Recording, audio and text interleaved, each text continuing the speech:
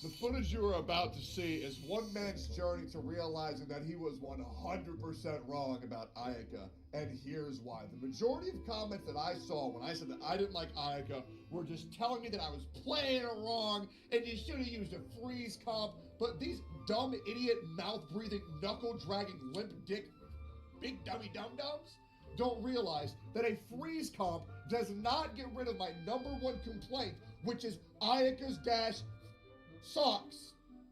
You know what does fix Ayaka's dash? Not running her as main DPS. I ran Ayaka support for this entire dungeon, and it was beautiful. So fun, CC, big damage, everything that I love. And yeah, my bad for not realizing this earlier. You know me, when I realize that I'm wrong, I let y'all know. So I hope you enjoy this little climbing roller coaster of, oh wait, Ayaka's actually fucking awesome. Hope you enjoy the vid. But first, a word from our sponsors. The folks over at Ragnarok Origin asked me to check out their new game, a mobile MMORPG where fantasy becomes reality. That just got set up for pre-registration. When Ragnarok set out to make this game, they wanted no one character to feel alike, which means you can customize legit everything. I'm talking weapons, I'm talking armor, I'm talking your abilities. And once you've decided who you are and who you want to be in this game, you can take down some dungeons with very powerful bosses at the end with your friends, or if you're like me and you have none, you can always hire mercenaries and get some cute pets to have your back. If you're worried about the combat, I wouldn't be, because there is hundreds of weapons and strike styles to always keep things spicy. With tons of dungeons, guilds, and raids, making friends and finding allies shouldn't be too hard. If you'd like to register for this game, you can do exactly that by clicking the link in the description or in the pinned comment, and thank you, Ragnarok, for sponsoring this video. I'm not settling for anything less than 36 stars. This is an injustice. This is an absolute injustice. Bop, bop, bop, bop, bop. Magu Kenki. So 36 stars, let's go.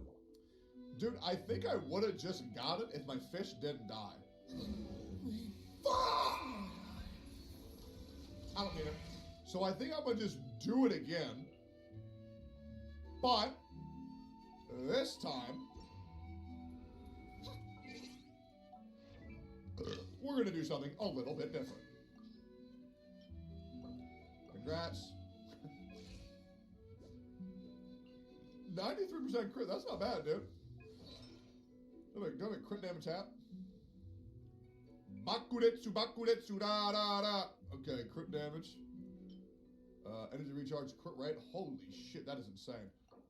I'm gonna borrow that. That looked kind of good. Okay, and then you want me at where you at? That's not bad at all. Okay, good. This time, floor 12, no venti, we have it 100%. 100%. 100%. Tector, you're me at garbage, right? Oh, yeah, she's terrible, bro. Yeah, no, she's awful. Yeah, no, definitely gonna need a huge buff. Xingqiu? I could.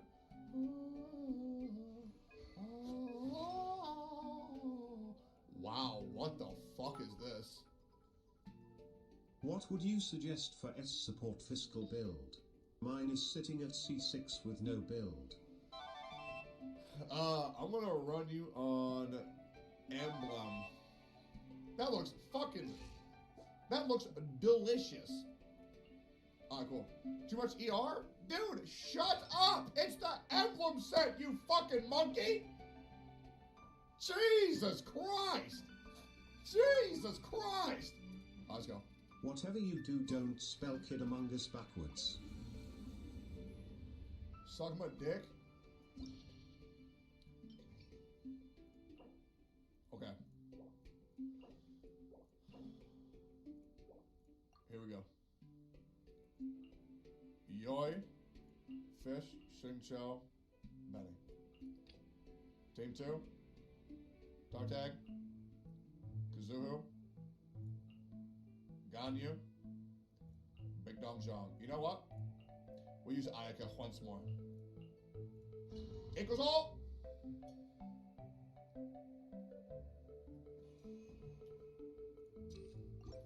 This time with feeling.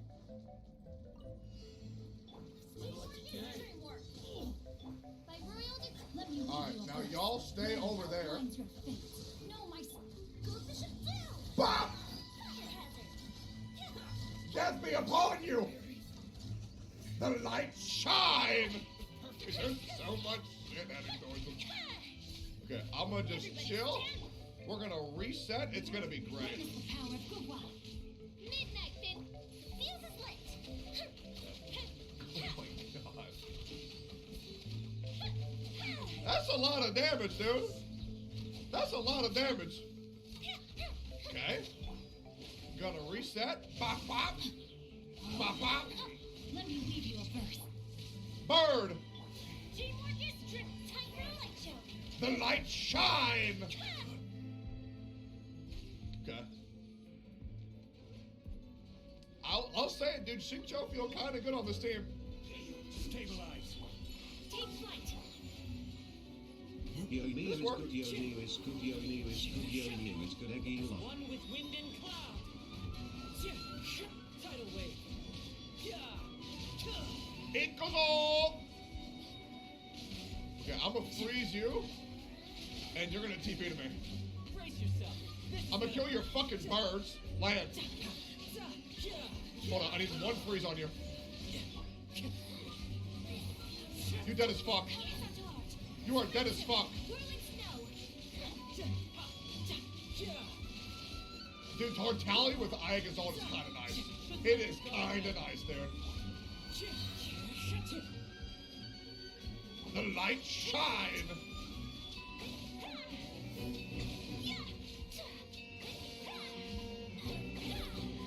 Sheesh.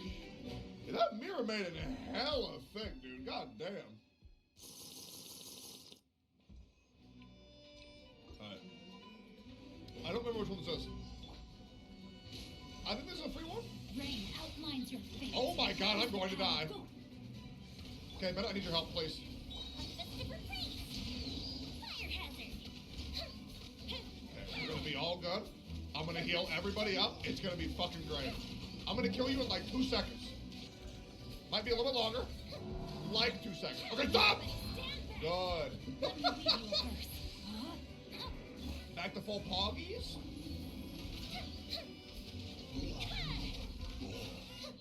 I'm feeling good as fuck right now.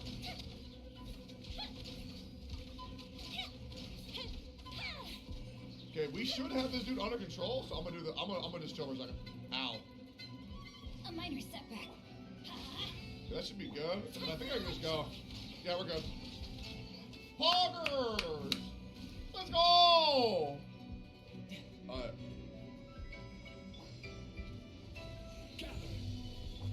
You about to get clapped, boy.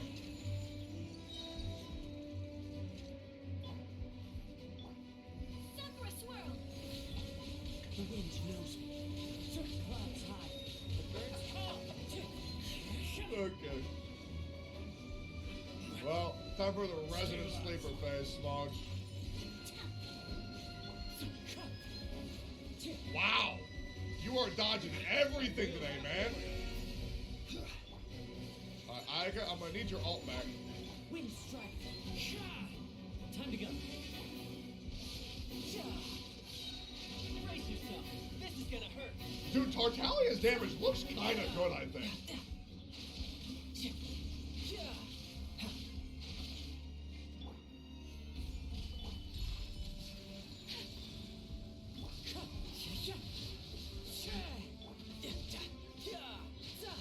Got my ult. Shouldn't let your guard. Fuck! You slipped back, dude! Come on! No time. Oh my god, whatever, dude. Wind I got strike. 50 seconds to beat your fucking. Oh, Jesus Christ, dude. You quit being a coward for 2 seconds? Alright, give my ult back for the final thing. Again with the TP, bro? Oh my god, get out my face. Get out my goddamn face. Next! Shinto, people say your me is bad, but you're gonna reach 10% of the damage second does. I agree. No, I agree.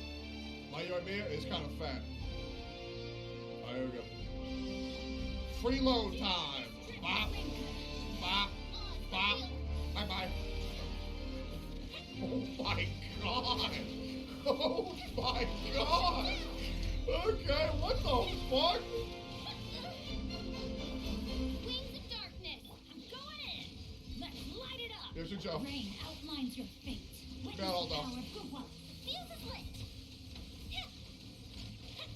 Witness it! Witness! Good God. 10. Okay. Alright. Jesus Christ. He's a freak! My God, he's a freak! Let's go. This is order. Whirling snow. Embrace the ice. Brace yourself.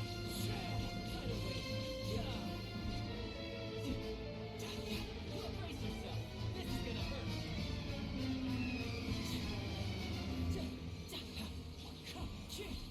As one with wind and cloud, I will have order.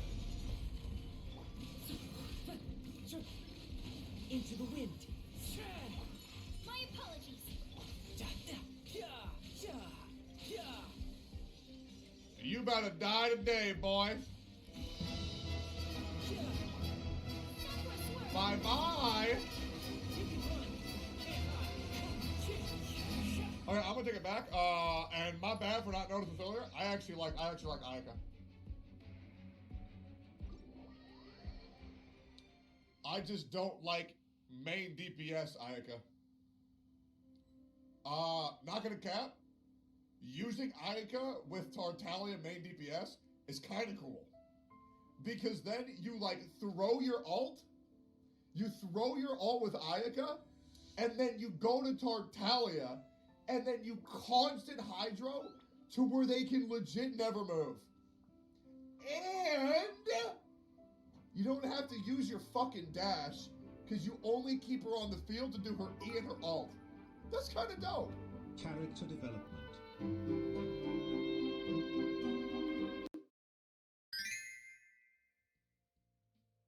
Yo, what's up, YouTube and all you people out there? Maybe you're rewatching from Twitch again, who knows? My wife is currently editing this, and hopefully she'll put a timestamp somewhere around here to where you can just skip to that if all you're interested is the live stream update and like all the live stream being condensed. And you can just skip to that and watch that. But I want to talk to you about the absolute travesty that was the EN live stream. Okay? First, it was delayed by 30 minutes. It didn't start on time. After that, it was delayed by another 30 minutes. And then after that, it was delayed again for another 15 minutes to where we watched the entirety of the CN live stream before we watched the EN live stream. If you were to view the EN live stream in a bubble, it was the only moment in my entire Genshin Impact content creating career where I felt embarrassed to actually be a creator for this game. If you have not seen the EN live stream, there's going to be a reason why the condensed live stream is only about 5 minutes. Because for the other hour of that live stream, I was embarrassed for me, I was embarrassed for you, I was embarrassed for the game. The amount of forced laughter, bad jokes, fake smiles, scripted dialogue was an absolute joke. And the fact that it was put on display and promoted and delayed and low quality webcams to 260,000 people made me sick, man. Listen, I'm an absolute loser, okay? I am an absolute fat loser, okay? But the fact that I caught secondhand embarrassment, and I want to make this very clear, this is not on the VAs of Genshin Impact. I have no idea who the hell is in charge of running the live stream. Clearly people who fucked up and had it late by an hour and 15 minutes. And then whoever was in charge of giving these people these fake ass dialogues, when you can even tell some of them haven't even played the game, it drove me nuts. I have never been more upset, more uncomfortable, more just embarrassed for the game that I played, the game that I love, the game that I have played every single day for almost a year, dedicated a whole year of my life to, and the EN live stream is that What a fucking joke. And you can think, oh, Techie, well, that might just be a you problem. And I thought it was. And if it was, I wouldn't talk about it. I put out a poll on my live stream to 60,000 people who showed up. 98%, 98% of the people who were in my live stream voted in a poll. 98% said they were cringing so fucking hard during this live stream. It is truly a spectacle. If you haven't gone to go check out the EN live stream, I dare you to try to sit all the way through it without feeling uncomfortable at least once. Listen, I get what TikTok does. I get what Twitter does, okay? TikTok and Twitter, we call it like an echo chamber, okay? Where like, they only surround you with people who agree with your mindset. That way you feel that your mindset is the correct mindset.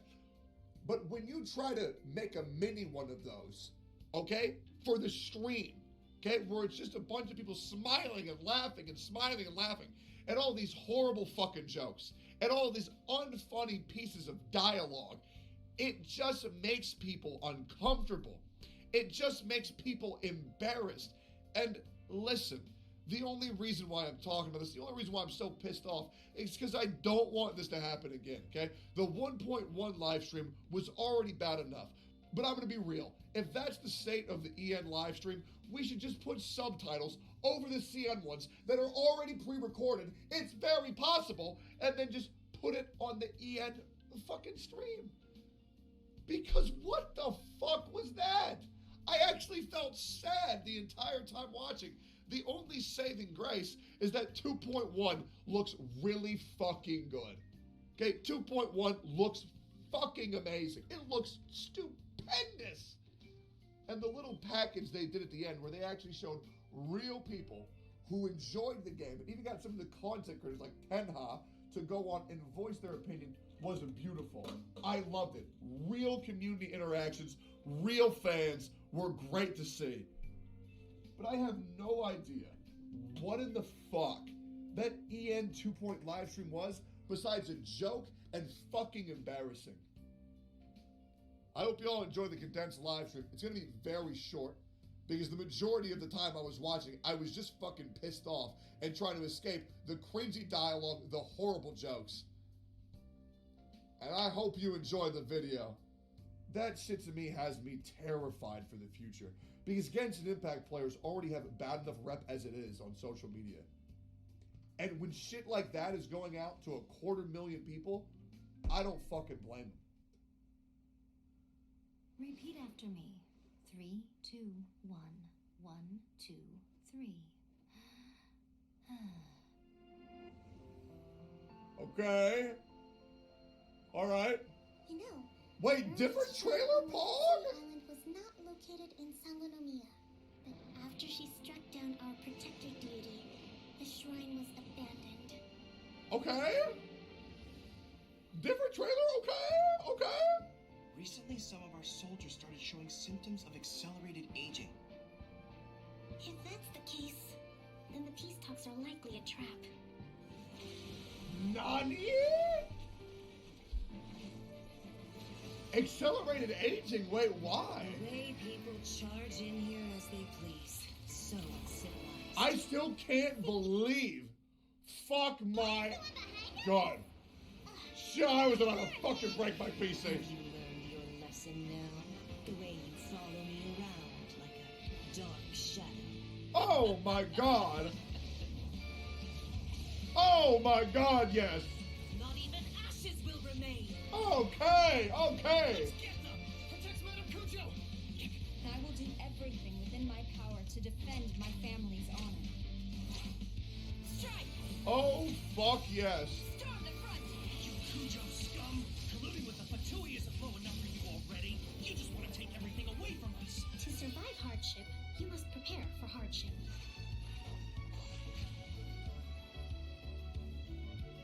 Dude, she is beautiful.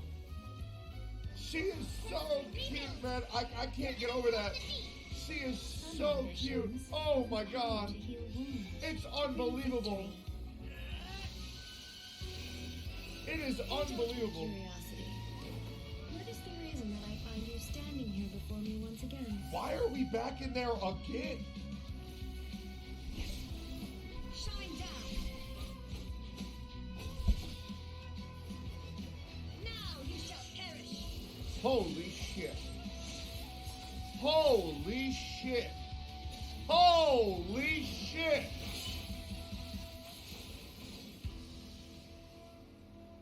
Surely you don't think your ambition alone is enough to shake A's will, do you? Oh, yeah, Miko, you make me That's it. weak. Just like that. Eternity stretches things out over a long time.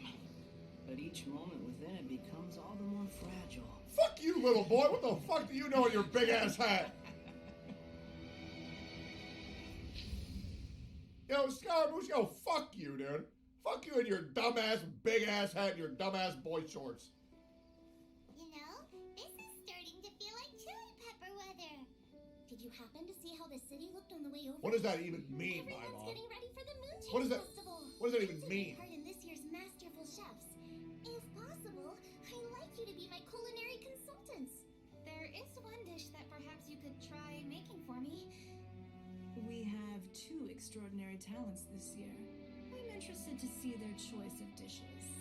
Wait, are we for real doing Without Hell's further Kitchen ado, and Genshin let Impact? the cooking commence. Begin. Okay, yeah, let's go! Anything but what was just happening. Thank God. Thank God. We're fucking safe. Yo, Mom, please. Thank you. Thank you. Y'all notice that she's summoning a separate dimension between her titties to pull a sword out of, dude. Let's fucking go. I just need to know. Thank God for Kokomi, dude. Yes, please, man. Just please make a healer exciting. Please make a healer exciting. She has to be a healer, right? That's literally Barbara with jellyfish. Fuck, she looks really good, dude. Oh, I want to fucking break my monitor right now, dude. Hey, this is such a roller coaster of emotions. Of dope-ass gameplay, dope-ass reveals, and whatever the fuck that other shit is. God, she looks so good, dude! Dude, I don't know what the hell that ability is, but it looks insane. And the fucking crow wings, dude! Oh my God, it looks good! For the almighty Shogun's will. I can't That get is what over I how want. good those wings look.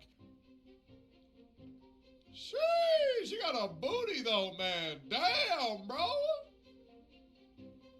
Okay, sheesh.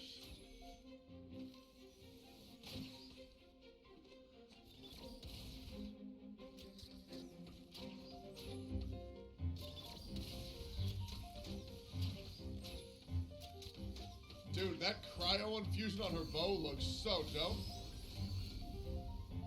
Use your voice lines. I want to hear the voice lines. You better be deep voice. You better be by the same voice actor as the original character. Come on. Come on. Aloy here.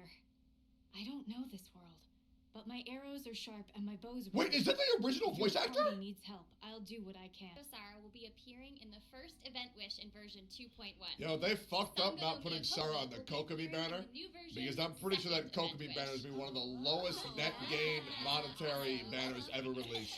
Releasing 2 new 5-star weapons in Unless the they put a lineup, Bennett on it. Engulfing Lightning, as well as Everlasting Moonglow. We'll be posting more info. Those on weapons these are fucking soon, so beautiful, dude. please Good be sure to lord. keep an- More new areas for travelers to explore. Amazing! So sick. God.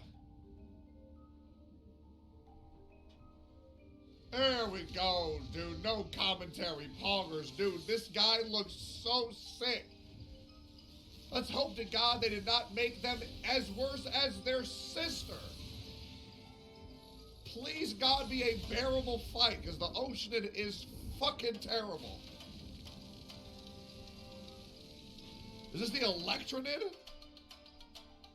I am predicting absolute fucking torment.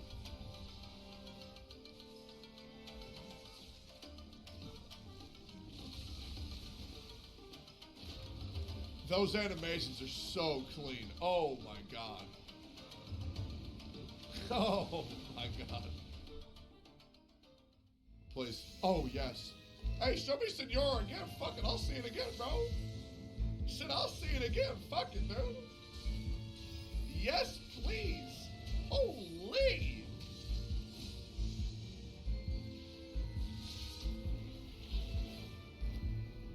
Dude, flame form Senora is fucking beautiful, man. Oh my god, and the wings. And the whip.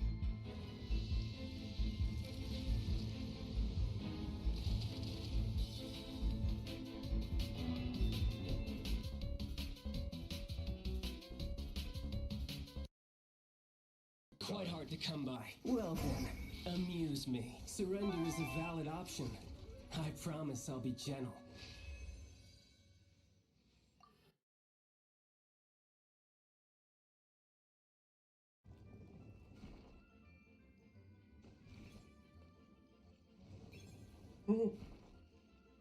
Fancy. They fell?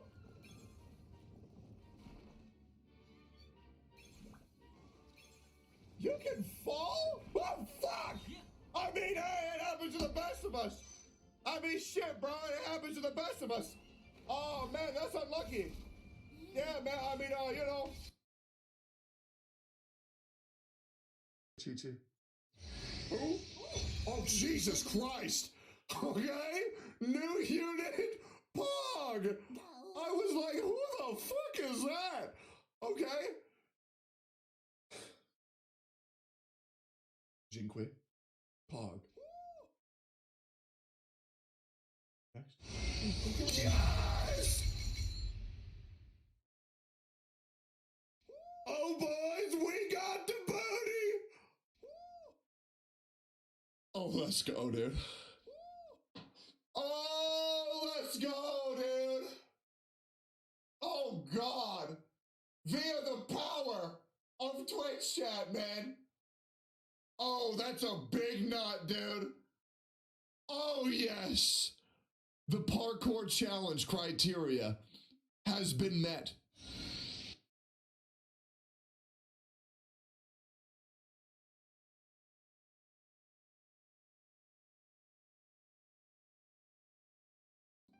This weapon, the Earman Sultry, this statue, and the Battle Pass all have in common. It's one word, Homa. I know, you're confused. Let me explain. This all started when I realized that I had magically hit the 5,000 subscriber mark. 5,000 subscribers? I gasped. I must do something to celebrate. Something thematic. Something dramatic. Maybe I'll add some puppies in. Or not. I'm running low on fun footage. Oh, I know. I'll come up with 5 mini-theories about Inazuma just before it comes out. And so, off I went to watch the videos, and 15 mini-theories I did find. But alas, there was something niggling at me. 11 of those 15 theories were all related to the same basic idea. The stone statue in the city and exactly what Ball wants to do with it. So, instead of those 15 mini-theories, I present to you 5 speculative observations plus 1 theory that ties them all together. Hopefully. Let's begin with the title of Inazuma Act 1, The Immovable God and the Eternal Euthymia. A big thanks to Josepher on Twitter for their analysis on the title, as well as the Conria Discord server for their assistance with some translations. I'll leave links to both in the description box. Eternal Euthymia is a weird phrase to use for a title. In my personal opinion, I think most people won't have any idea what euthymia is, so I figured MiHoYo must have had a good reason for choosing such a weirdly specific word. As it turns out, the original Chinese is actually this, and please don't ask me to pronounce that. It roughly means the destruction of a transient nature, or unattainable severed dreams, or shadow bubble, illusory bubble. It's kind of flexible. Anyway, euthymia, on the other hand, means something like the feeling of peace and tranquility, which is pretty different from the original Chinese. The difference between the two made me question whether or not the intended meaning was supposed to be more like the unending feeling of peace and tranquility obtained through the destruction of your dreams, or the peace that follows the severing of ties. The idea of destroying dreams is a little disturbing, since the visions are manifestations of one's ambitions, dreams, or wishes. And I know the trailer specifically says ambitions, but the original Chinese is a little more flexible, or at least open to interpretation. Even more disturbing was my inability to shake the idea that eternal peace is similar to an eternal rest, or death, and that got me wondering if eternal euthymia is actually supposed to be a reference to something akin to nirvana, the Buddhist ideal of true peace that frees the body from the endless cycle of reincarnation known as samsara. The reason for this thought is that while nirvana can be obtained at any point in life, it marks the end to one's ability to reincarnate back into the world. It leads, in some ways, to a truly peaceful death and an eternal afterlife.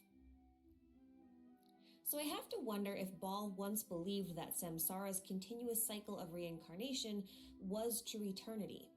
And thus, we have to ask ourselves whether or not Ball believes herself to have obtained some level of enlightenment, or her nirvana, and wishes to share that newfound eternal peace with the people of Inazuma by forcibly seizing their visions and dragging them along with her. This, in a way, is Ball's ambition, her wish, her dream, and to achieve it, she's seizing the ambitions of her entire nation by hunting down their visions and inlaying them upon a statue. A very curious statue. Let's talk about that statue for a bit, but before we do, a huge shout out to Whale Milk for his take on this theory. We'll be referencing a couple of his ideas here, so make sure to check out his video. I'll leave a link below. So it's been pointed out by many people more knowledgeable than me that Ball's statue is likely based on the Japanese myth of Kannon, the thousand-armed, thousand-eyed savior goddess of compassion and mercy. She's one of the most beloved of all Buddhist deities, as she delayed her ascension to nirvana in order to free the people from the bindings of samsara, or reincarnation. But I also have reason to believe that this statue of Kannon, as I'll be calling it from here on out, is also directly referencing an in-game character, and it's not Ball. Upon closer inspection, there are three really weird things worth noting about the statue of Kannon. First of all, it looks nothing like Ball. Like at all. I found this super weird because before my research, I just assumed that if a god builds a giant statue of a god, it would be in their own image. Especially if said god is trying to supposedly power up said statue using some kind of magic catalyst like visions. Of course, I'm making the assumption that Ball has created this statue in some way because it seems pretty out of place with the wooden platforms all around it and all that. Now, Whale Milk points out in his video that rather than looking like Ball or even Yae, as many have suggested, Kannon actually has a strong resemblance to the Welkin Moon. And he's right. Which makes my next point even weirder. Kannon has an eye hanging around her neck. If you haven't seen me freak out over eyes yet, I'll leave a link to that video in the description box, but the TLDR is basically this. Eyes are symbolically linked to Celestia or the heavens. Visions are called God's eyes. The sustainer of heavenly principles has eyes all over her creepy cubes, and the domain mural is covered in eyes. And weirdly enough, the eyes overall have a strong resemblance to the triple goddess symbol if you squint just a little and turn sideways. 3 goddesses, 3 moons, and 1 symbol to connect them all. But I digress. The eye is important because the symbol that Ball is holding in her statue of 7 is a ring with 8 dots around it, not this eye-like symbol. This statue therefore has no direct connection to Ball herself, or Yae for that matter, since Yae's symbol is that of the transient Sakura blossom. So the third thing to note about this statue is its, wing things. While there are many odd things about these wings, like the fact they're covered in eyes, or the fact they seem to sprout off the lower back rather than the shoulders, The most important thing about these wings are actually their shape, because the shape of these things match both the Staff of Homa as well as the icon for the Battle Pass. Since its release, the Staff of Homa has bugged the crap out of me, solely because it looked so much like the Battle Pass icon, but seemingly had no other connection to it. The lore just talks of the spears being a firewood staff used in burning rituals to cleanse evil, which on the surface seems kind of boring. But in my research, this brought up two really intriguing lines of thought. First, the word Homa. Homa is actually a word used for two things: a type of ritual by which one makes sacrificial offerings to the gods by burning said offerings, and a mythical creature known as a Homa bird. The Homa bird is pretty close mythologically to a phoenix or a fenghuang. It never lands, and it spends its entire life flying in the sky, whilst every few years bursting into flames and regenerating itself from the ashes. The second line of thought, the use of the phrase firewood staff. Oddly enough, a firewood staff isn't a real thing, at least as far as I can tell, but for some reason, looking into it led me to discover that many ritual wooden staffs historically were made of ash. The tree, not like ashes, just to be clear. Ash tree, ashwood tree. Anyway, this seemingly insignificant detail is actually massive because the most famous ash tree in all of mythology is Yggdrasil, the world tree of Norse mythology. That means the Staff of Homa is a staff used in Homa rituals that is made of the wood of the holiest of all trees and is carved in the shape of the wings of the Homa bird, which soars exclusively in heaven. Now, if you weren't aware, Teyvat actually does have a world tree, like Yggdrasil. The branches or saplings of which are known as the Irminsul trees, which circulate the ley lines that cover the entire world. If you want to learn more about the Irminsul and the ley lines, check out my video on the false sky, because that's as much as I'm saying for the context of this video. Anyway, the theorists in the Genshin community have long likened the Irminsul to the Norse Yggdrasil tree, but the connection might be deeper than initially anticipated, at least as far as I'm concerned. See, Yggdrasil is usually described as having the following characteristics: an unnamed eagle living within its branches, the dragon Nithhogg gnawing away at its roots, and the three maidens living within the tree, controlling time, laws, and the fate of man, all from their home in one of the three great wells. Well, Genshin now has a reference to the great heavenly bird, three moon sister goddesses older than any other living being in Teyvat, and finally a very prominent tale of a serpent lying within what we can only assume is the abyss, where the roots of the world tree probably are. We think. Probably. Now, I know you're all wondering where the heck I'm pulling the serpent reference from, and you'll be happy to know that it's from a story you've probably all seen a dozen times by now. It's the Battle Pass. The Battle Pass cutscene tells the story of a kingdom in the heavens, wherein a crowned heir must seek out a sacred treasure known as the Genesis Pearl. But the pearl is guarded by a serpent, and the heir fails to retrieve the pearl and succumbs to the darkness, which we assume is the abyss. Hence, my claim that there's a serpent within the abyss. Assuming that the world tree extends to both the heaven and the abyss, the portrayal of Yggdrasil and the story of Genshin's Irminsul start to line up perfectly. Okay, let's review what we've learned. The Homa bird is a bird that lives in the heavens and is somewhat like a phoenix. The symbol of the Staff of Homa and the Battle Pass are likely both referencing the wings of the Homa bird. Canon has the wings of a Homa bird and therefore must be a being of heaven. The Staff of Homa is also a firewood staff, which were typically made of ash, which is also the same type of tree as the world tree Yggdrasil. The Battle Pass puts a heavy emphasis on a serpent or a snake guarding a treasure. There's a serpent-like dragon that coils around the roots of Yggdrasil. There are three goddesses that rule over law, time, and the fates of man. And there are 3 moons said to be older than any other being in Tevat. From this, I've drawn the following 3 conclusions. First, Homa is likely a term used to talk about the heavens, or maybe Celestia. A ritual of Homa would likely be a ritual of sacrifice made in heaven's name or to the heavens. Second, Canaan is likely the Welkin moon, which resided in heaven. Incidentally, Arya, Sonnet, and Canaan with a C were the names of the moon's sisters in Genshin. It's really coincidental. Third, the serpent likely represents the abyss, slowly gnawing away at the roots of the world. But what, you may ask, does all of this have to do with Baal? Well, I believe, as many other theorists do, that Baal is effectively playing the role of a deity known as Akala, also known as the immovable wisdom king.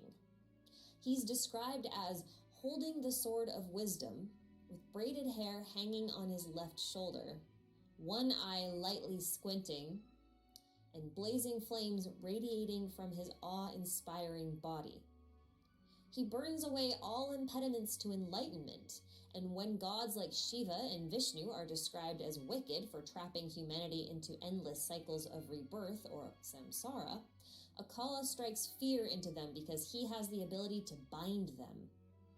And within his temples, priests performed Homa rituals as a method of purification. And if we're right about the Akala parallel, then Baal may be trying to use visions to purify the corrupted moon we see within the trailer, so as to call upon its power.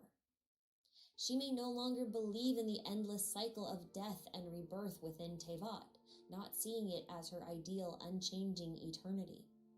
She may want to seek an eternity that exists beyond the firmament, to freeze her own existence in time. And if the moons of Tevat are anything like the Norns of Norse mythology, then they too may have the power over law, time, and fate, all 3 of which Baal may need to create her own nirvana, even at the cost of the dreams of the people of Inazuma. But this is all just speculation. I have a ridiculous amount of thoughts about Inazuma going forward and only about 5 minutes of actual teased lore to work with. But I think this is as good a theory as any, all things considered. So what about you guys? What are your thoughts on the Inazuma story? Do you think Baal is a real villain, or is she just playing a part? Is that really the Crimson Moon, or just some horrible, horrible nightmare? I'd love to hear from you guys as we get ready to dive right into the first massive region in Genshin Impact version 2. And you know what? Thanks to all of my subscribers, I cannot believe we've already hit 5,000 of you.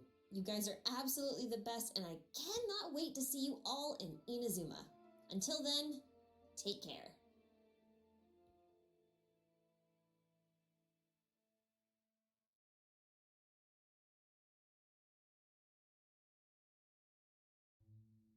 Baal is a bit of an enigma. Really, I've seen dozens of theories about her motivations for collecting visions and lots of speculation on whether or not she's currently possessed or if she's even the real Electro Archon. I've seen people arguing over whether or not she still has her Gnosis, and frankly, as much as I'd love to try to answer any of these questions, we just lack information right now to draw any solid conclusions. But that doesn't mean I won't try, and it also does not mean that I'm not going to get sucked into another lengthy tangent. You have been warned. So have a seat, strap in, and grab a snack or something, because this is going to be an extremely speculative and probably long video. But a quick reminder and disclaimer, this is a theory video. A lot of research goes into these videos, and I try to be as accurate as possible where I can, but I am not perfect and I make mistakes. Please don't take my speculations as facts, and as always, you are responsible for doing your own research. Got all that? Good. On to the video. This is our actual first encounter with Baal, and I think it has some unique insights to her motives and personality that we don't get to see in-game.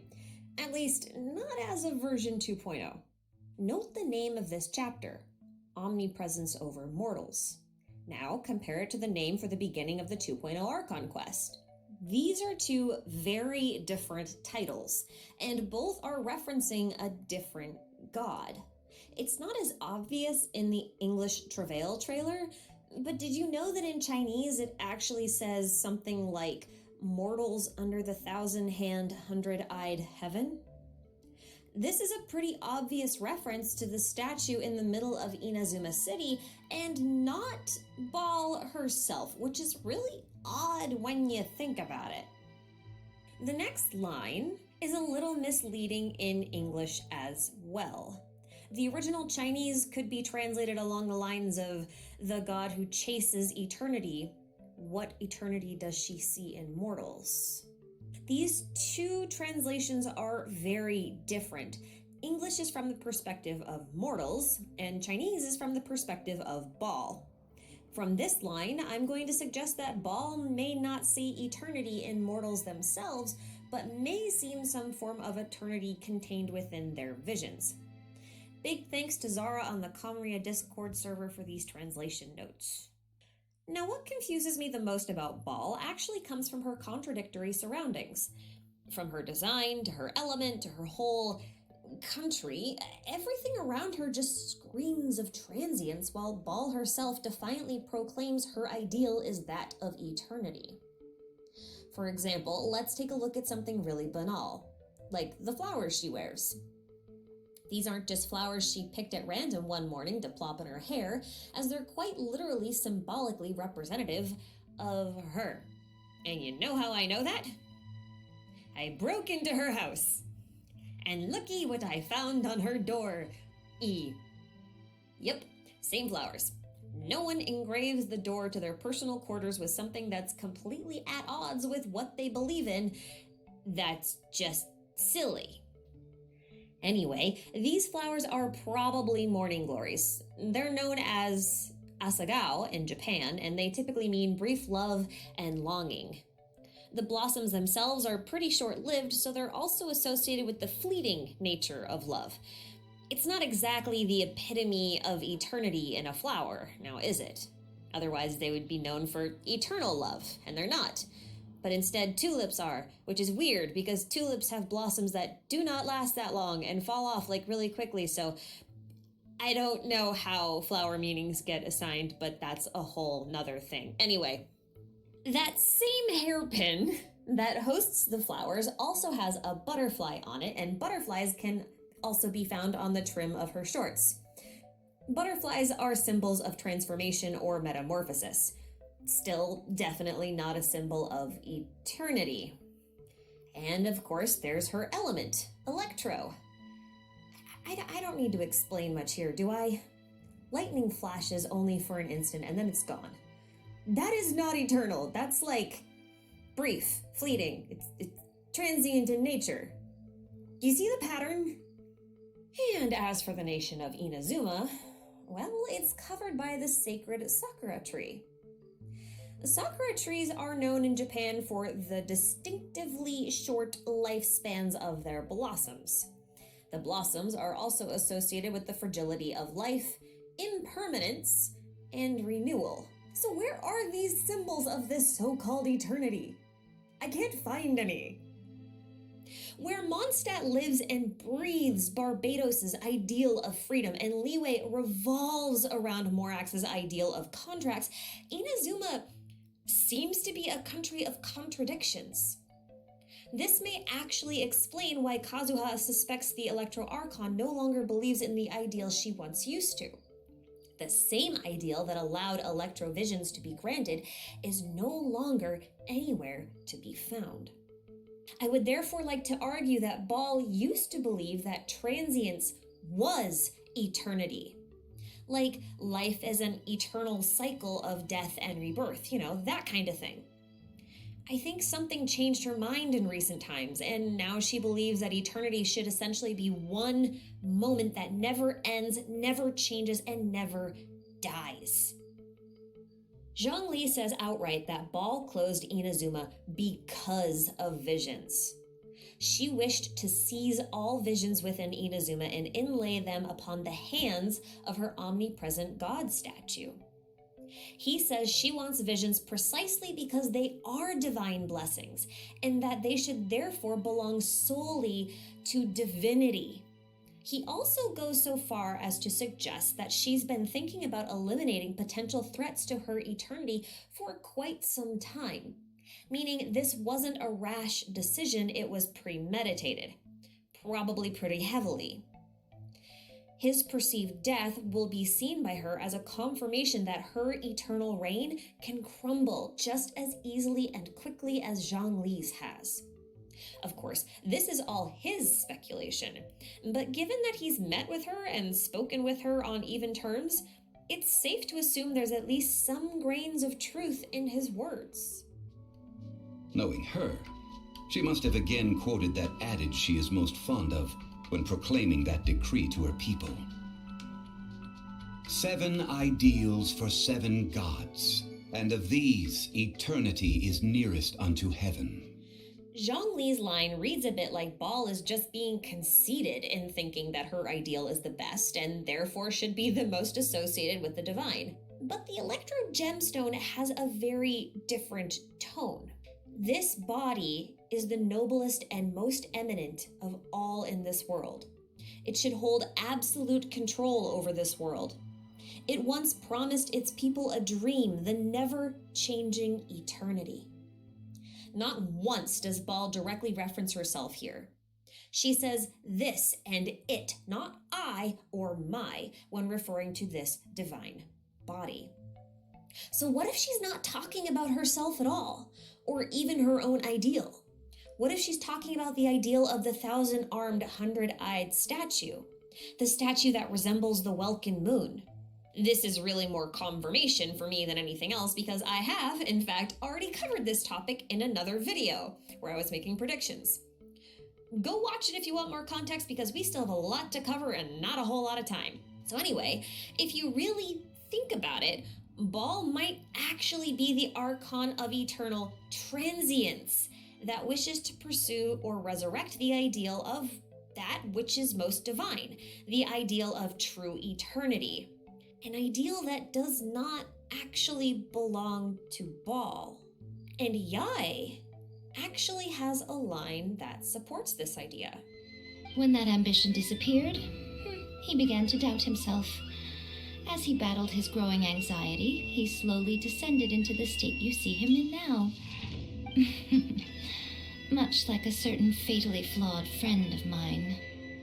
If Yai is in fact talking about Ball here, which I suspect she is, we can safely assume that Ball's current mindset is a result of her own anxiety, meaning Ball's conviction over her ideal has been shaken so profusely in recent times that she's actually lost her way. Now, I am aware that many folks believe that Ball is either not the real Archon or that she's been possessed, and that's what's driven her to such lengths instead. And there are some good reasons for that.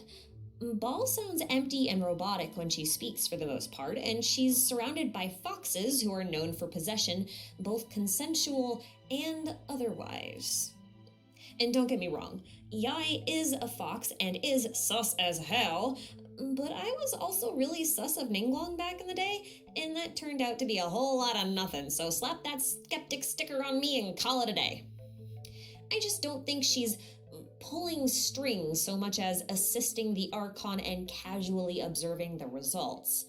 She apparently doesn't leave the shrine that often, and the shrine happens to be sitting on an Ajdaha-esque ley line tree, so I just wonder if she's channeling ley lines to get her intel. Kinda like how Ajdaha can. And did. That would make her a mythical beast in service of her region's Archon, something like how Zhongli had the Adepti and the Yaksha and Ajdaha, obviously. In fact, I wonder if Ball is utilizing Yai's abilities, like channeling them somehow. And I have no real grounds for this from Genshin itself, but I can make a case for this being a story angle that MiHoYo might take by looking at a couple of details from Honkai. And no, I am not using this as actual justification for my argument, and no, you don't need to know anything about Honkai in order to say what I'm about to present, and no, this will not be a regular occurrence. I just thought this was super suspicious. Anyway, Ball's equivalent in Honkai is a girl named Raiden Mei, while Yae Miko's is a girl named Yae Sakura. Under really specific circumstances, Mei allows Sakura to possess her body. This results in some physical changes within Mei's body as her hair then turns pink and she gains fox ears, kind of.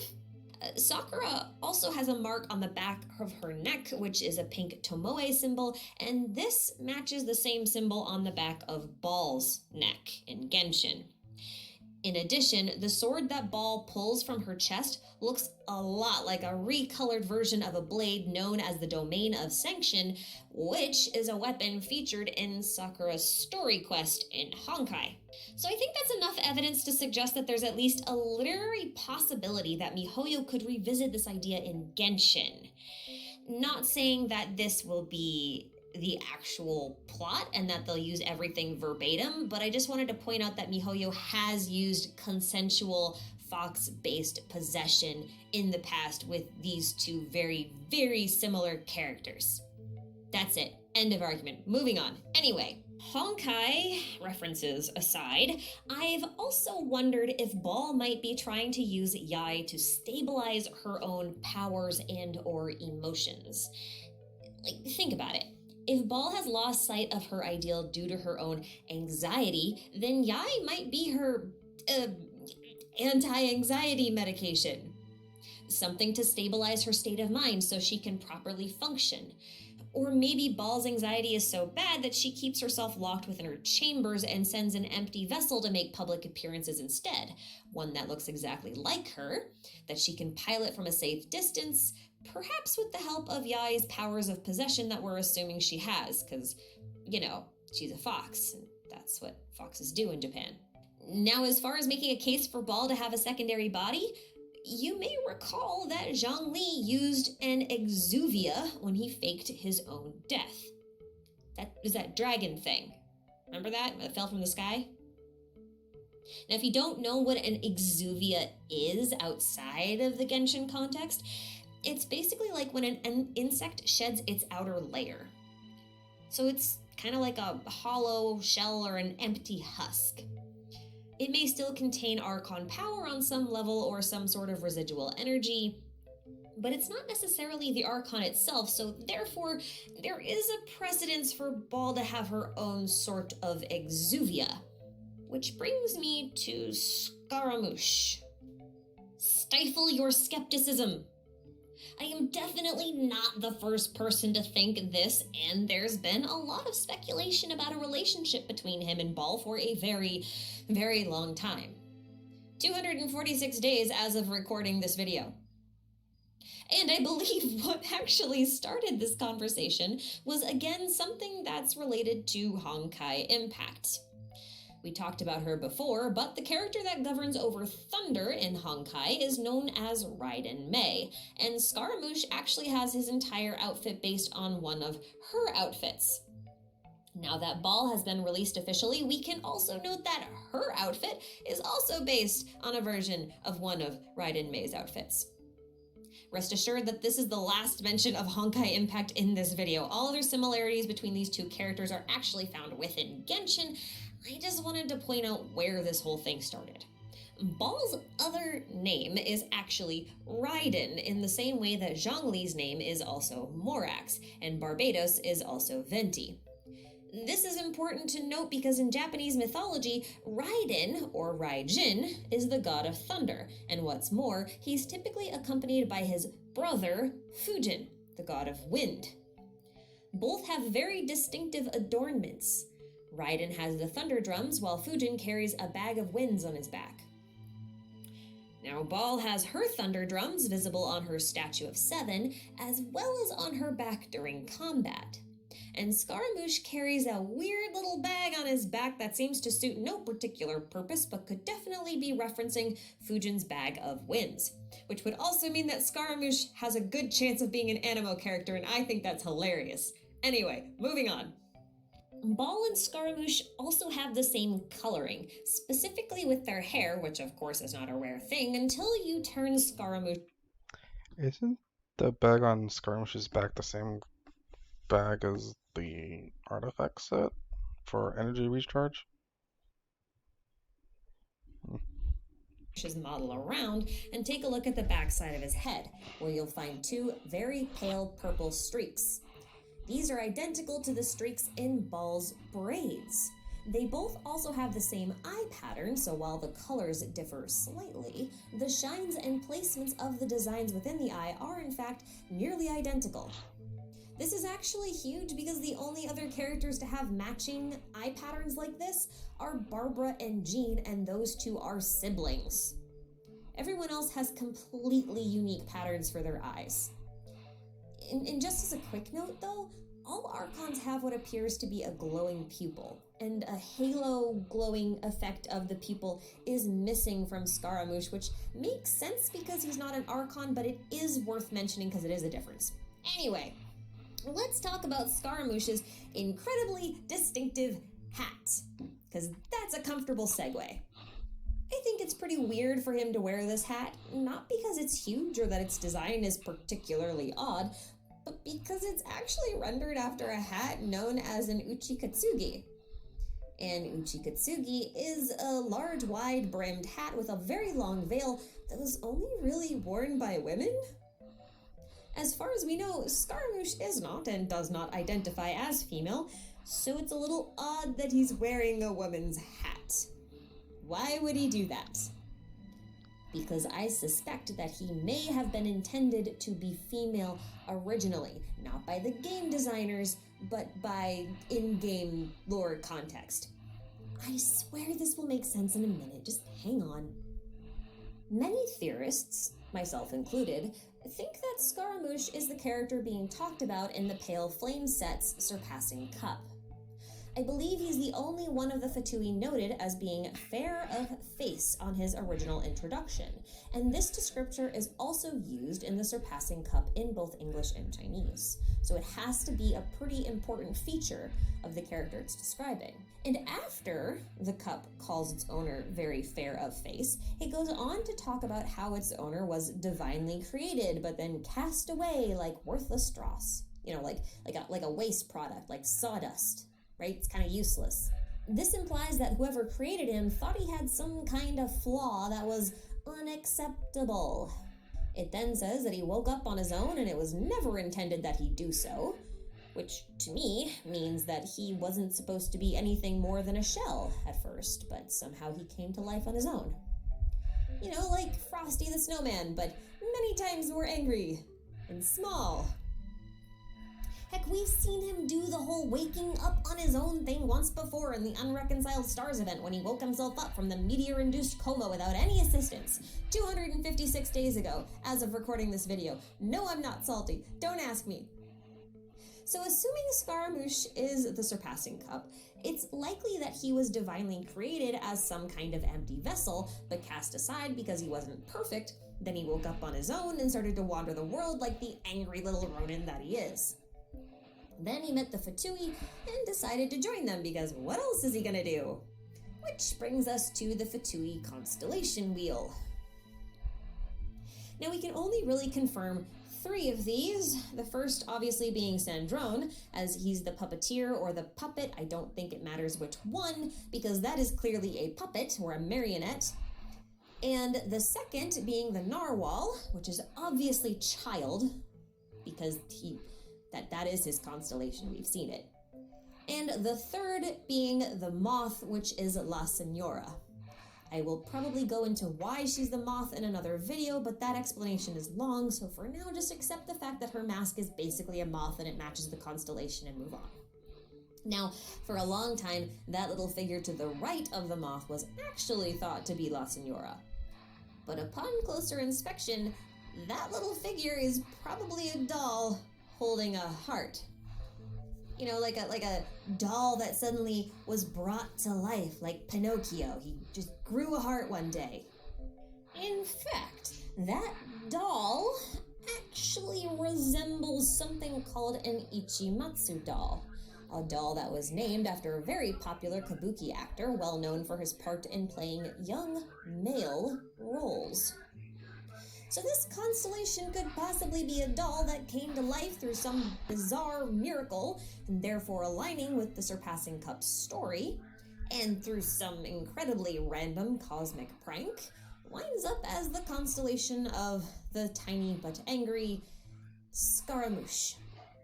And what does this have to do with Ball, and what does this have to do with me suggesting that Scaramouche was supposed to be a female?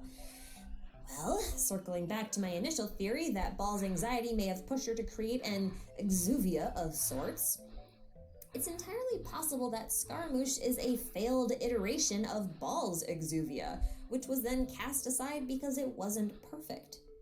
Then it somehow gained a will of its own and walked off to join the world's largest crime syndicate. Ball doesn't seem to care about this that much because she probably just made a new one and is using that one instead. Anywho, piloting her own exuvia remotely also allows her to be both the real Archon and not the real Archon at the same time because it's really her, but in a not-so-real body, and what's interesting about this hypothesis is it actually is supported by her name, Ball. Chances are good that you've heard by now how each Archon is actually named after the demons in the Lesser Key of Solomon from the Ars Goetia.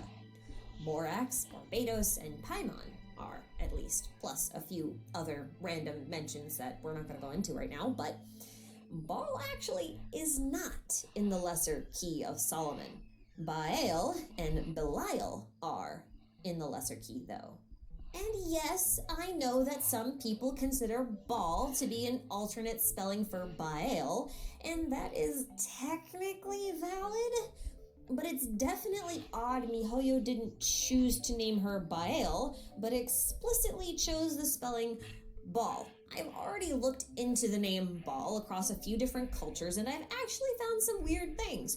For example, Baal, with the apostrophe, is actually the Hebrew word for Lord, and was therefore used a lot in reference to many gods and even kings. In fact, it was used so frequently that my current list of alternate Baal names and associations includes, but is not limited to, oh my god, Baal Zebub, Baal Zebob, Baal of the Flies, Baal Berith, or the Lord of the Covenant, Baal Haman, Baalah, Baalaz, Baal Peor, Baal Zaphan, Baal Tarz, Bel, Belusis, Belial, and Baal.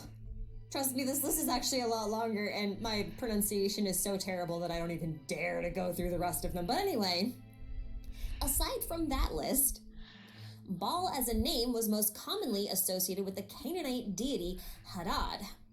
I'd have immediately written this off as a coincidence under normal circumstances, but Hadad is the Canaanite deity of storms and thunder. You know, like the Japanese Raiden. Not only is he typically portrayed with lightning bolts, but in Mesopotamian mythology, he really hated snakes. Especially snakes that were associated with the Yamu, the Canaanite sea and river god. In fact, Hadad slew not one, not two, but 3 giant serpents of Yamu, and was also hailed as a vanquisher of the sea as a result. I don't know about you, but that sure sounds a lot like how the Raiden Shogun struck down Orobashi. You know, the giant serpent whose bones are all over the place? That guy. We'll probably learn a lot more about him in the future. But if all that wasn't enough, Hadad was decried at one point as a false god. And if you know anything about Gnosticism, which Genshin is heavily based on, it deals a lot with the idea of defeating the false god, also known as the Demiurge. And I am not suggesting that Raiden is the Demiurge, but I do think that her choice of name in Baal instead of Baal might support the idea that she's at least not as she appears. Meaning, there is a part of her that is false, like, say, her body. So that's it then. Baal is simply suffering from severe anxiety to the point where she'll use a fox as a sedative of sorts, remotely control an empty vessel from a distance, and accidentally let one of her failed vessels gain sentience and wander off to join a notorious criminal organization. That's my whole analysis of her character as of version 2.0. It's actually kind of relatable in a weird sort of way. Of course, there's a lot more to the story of Inazuma beyond just Ball's role within it. We know she'll be joining us very soon as of version 2.1, and we also know that there's quite a bit of Inazuma story left after she joins us. That suggests to me that Ball is just a prelude to something much bigger. It would also mean she's not evil, which is nice. I'm also really looking forward to seeing how the statue ends up playing into all of this in the end, as well as learning more about visions and maybe, if we're lucky, finding out what the hell was up with that blood-red moon in Ball's domain. And again, if you're curious on my thoughts on that moon, you might want to check out my last video on the statue and the Staff of Homa. There's a link in the description. And that, my friends, is all I have for you today. Thanks a bundle for stopping by, and don't forget to leave your thoughts and theories in the comments below. I'd love to hear what you guys think of Inazuma thus far, and what you think might happen in the next couple of patches. Just take care, guys, and I'll see you next time.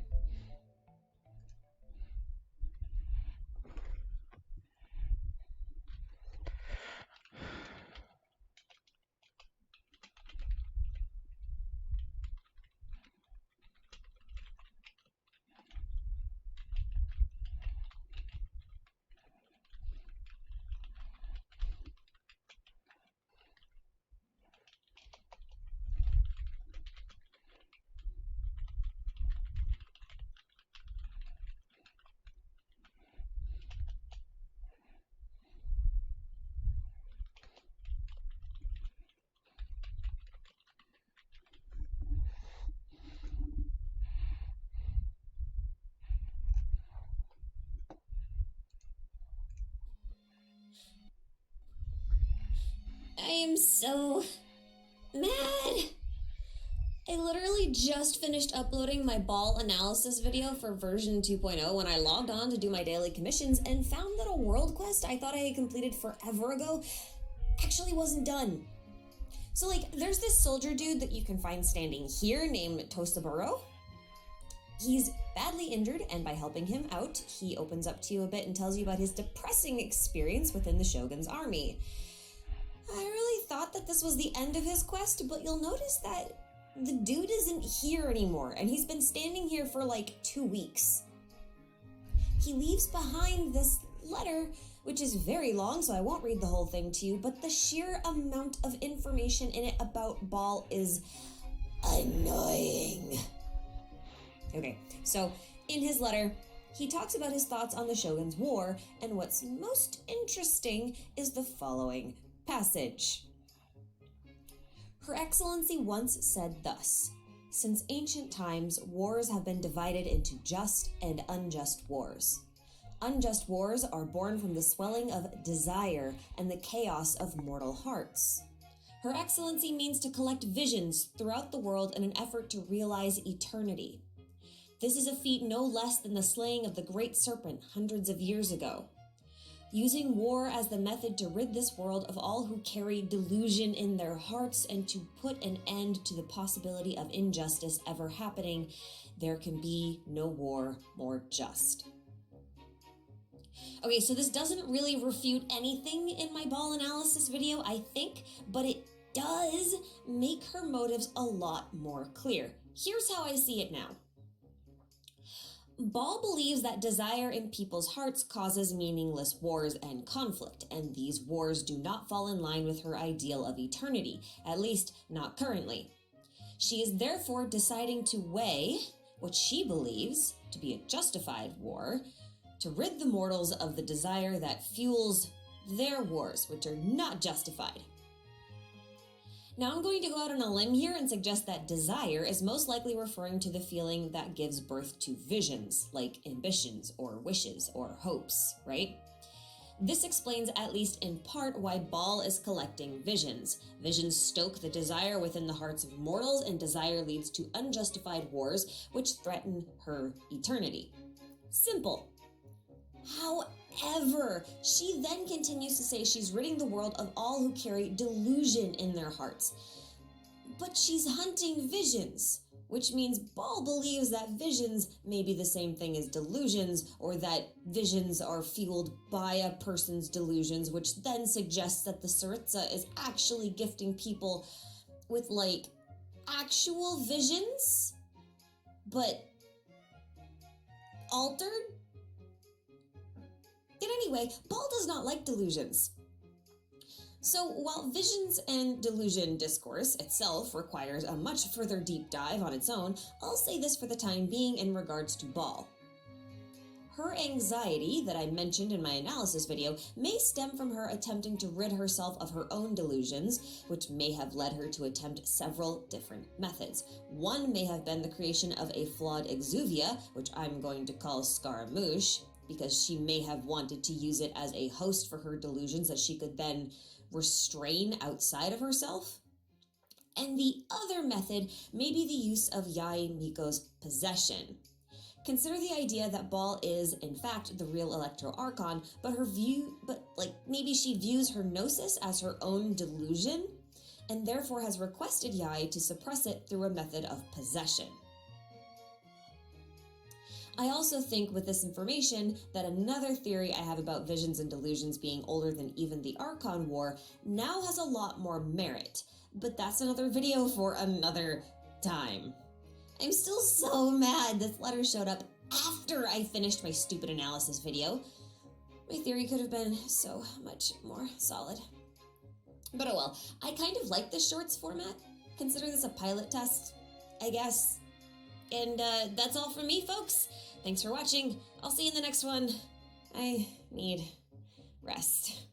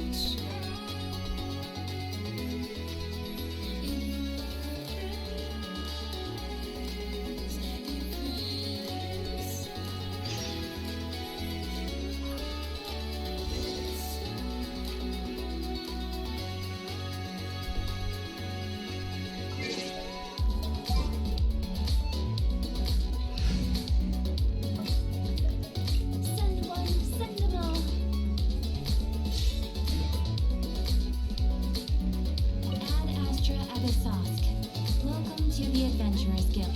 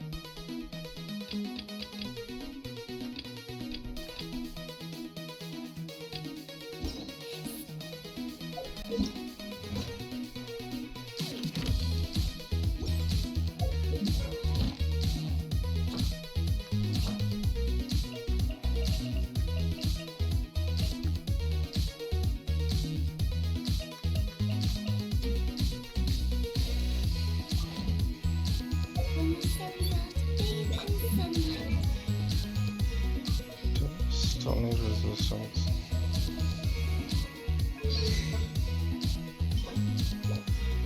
Yes, I do.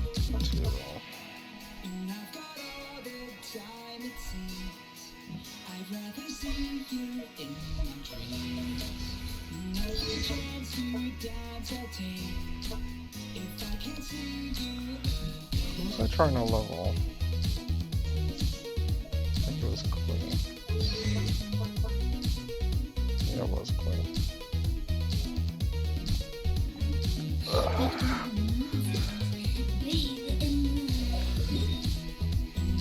I guess I'll do more outlay lines.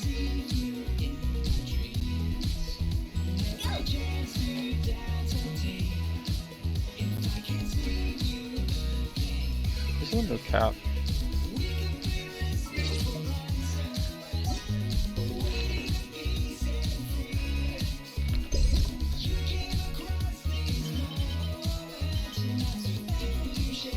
Sapphire.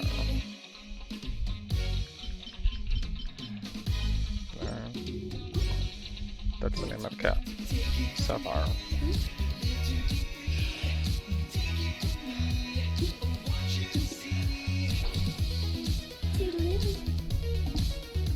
The cat's name is Sapphire. It's a weird name for a cat. Whatever.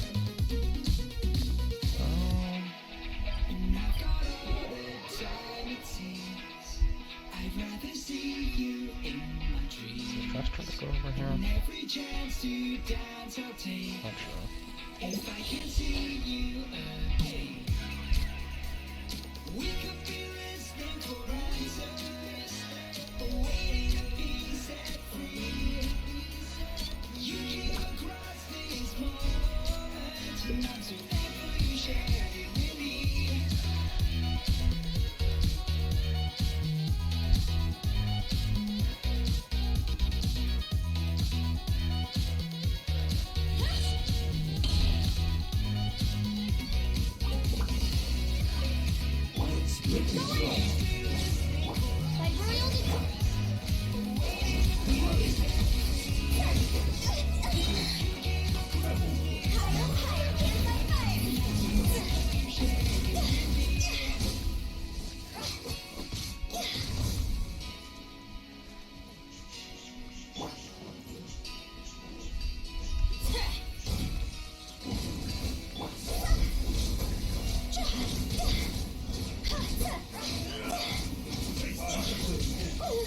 Oh my god.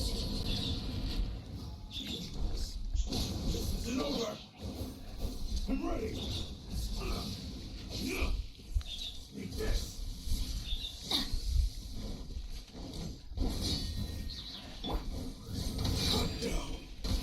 I summon these! Everybody stand back! Why do they never miss? Ow!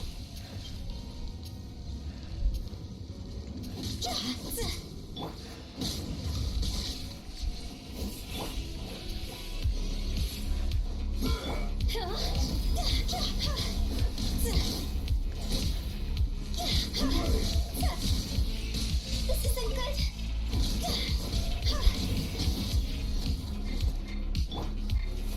Sacred name, fortune preserver.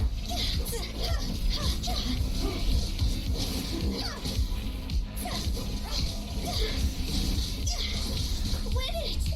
No! God. Really? Gonna push me off the cliff?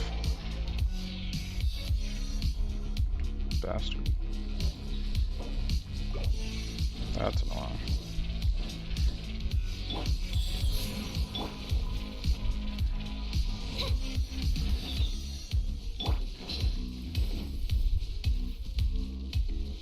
Really gonna push me off the cliff and then reset.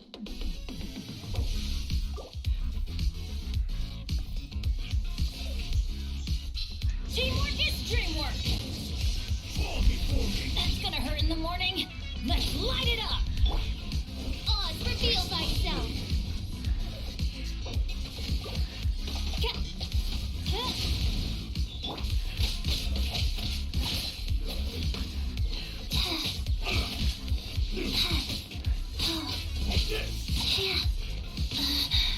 didn't feel that. Why can't I?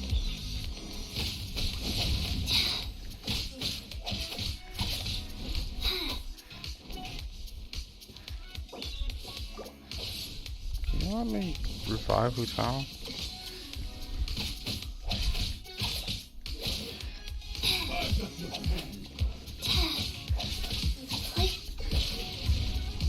One strike will suffice.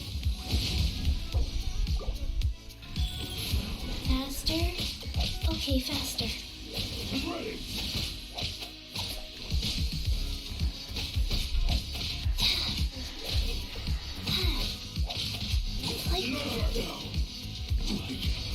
Got it.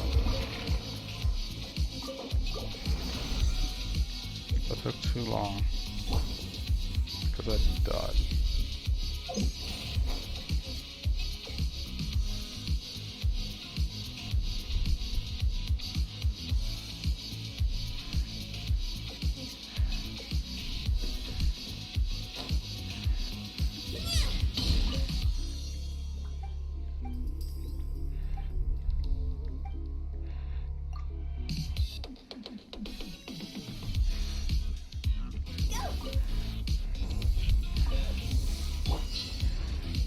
Adventure time. Let's light it up. By royal decree. Midnight Phantasmagoria.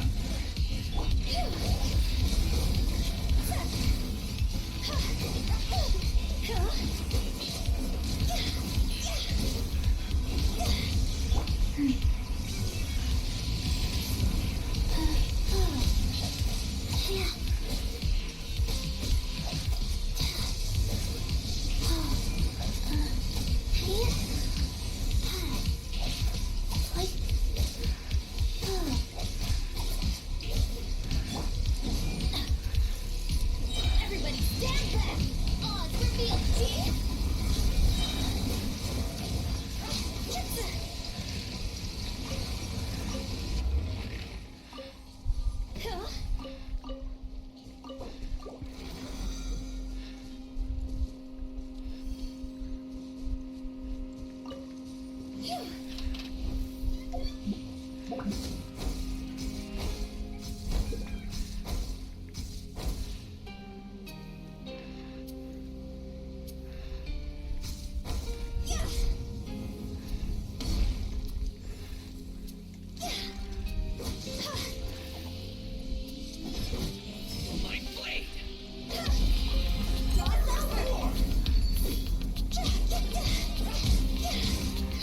You know a thing or two.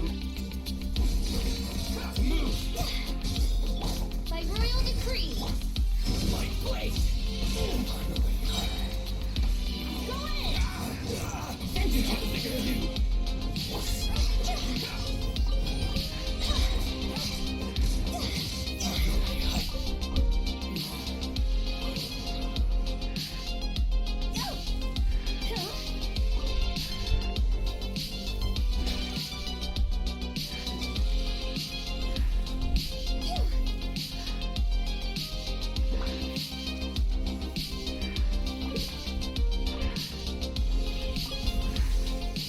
Lucky day to move!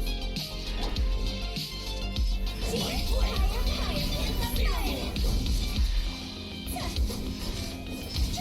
You know a thing or two. To the very moon!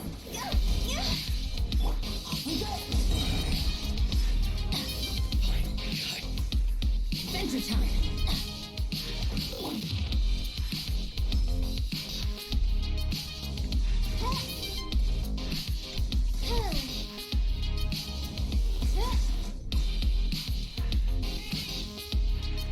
To the very... Let's get down to business! Everybody stand back. Thing or two. Insubordination. You know a thing or two.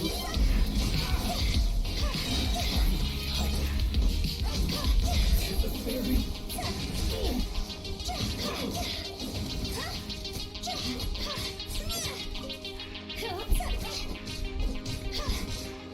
Finally,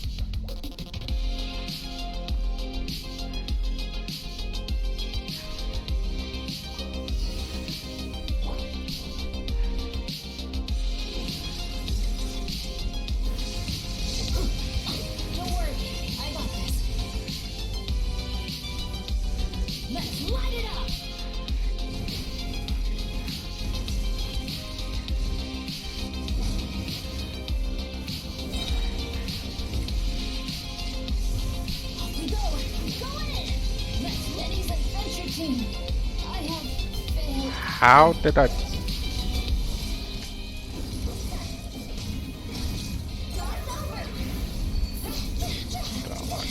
How do you?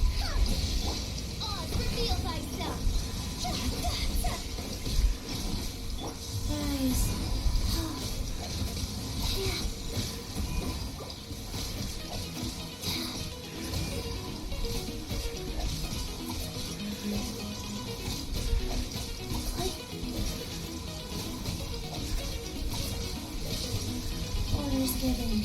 Orders received. Vibrarial decree.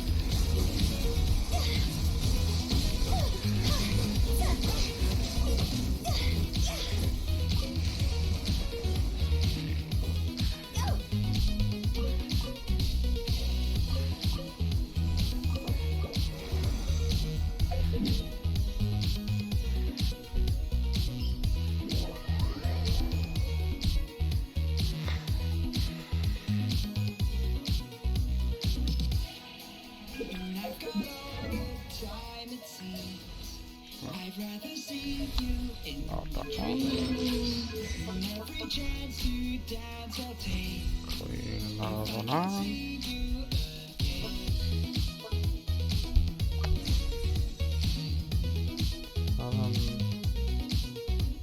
Shame I don't have any.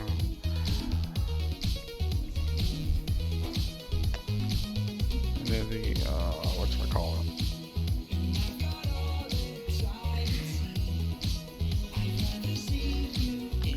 Any rings?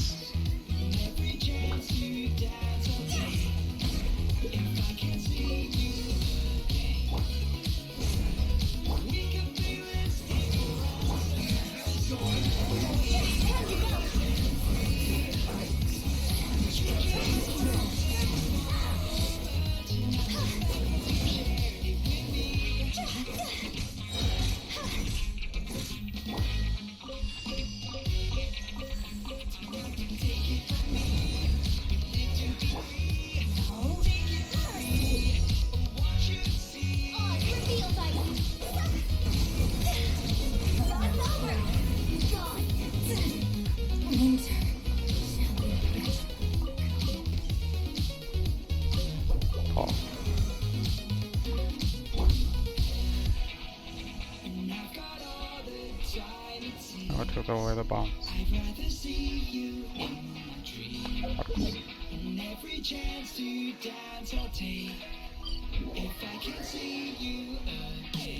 So this has to go the other one.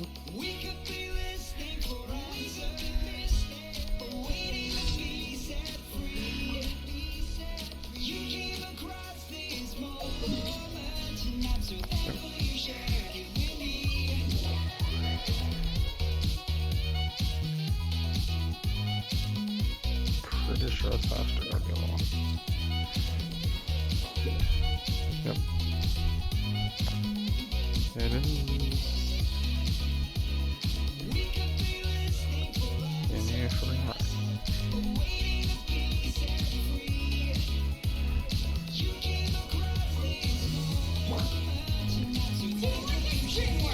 Vibrarial decree.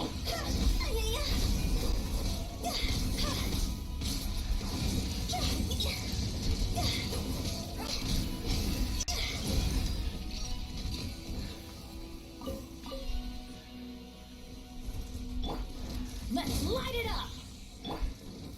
Phew. See?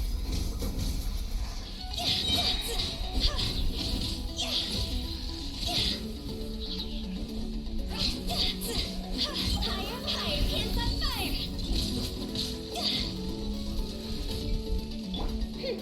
Oz, reveal thyself.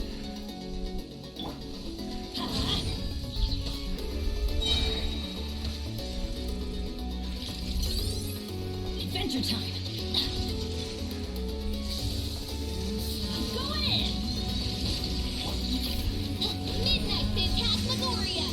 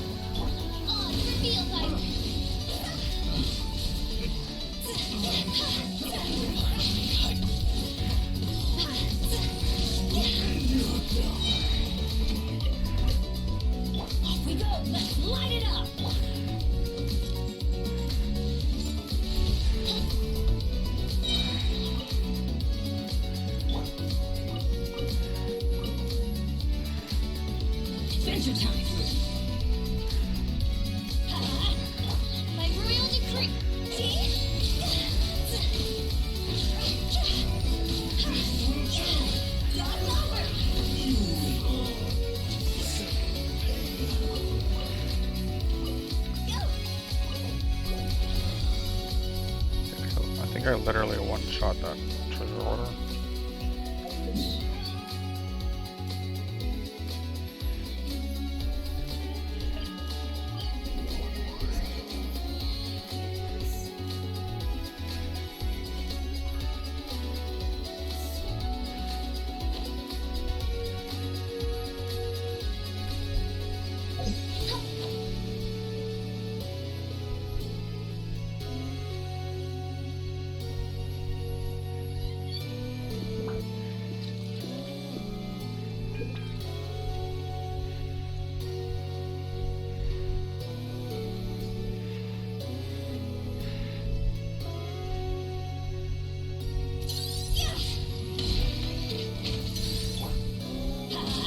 Everybody stand back!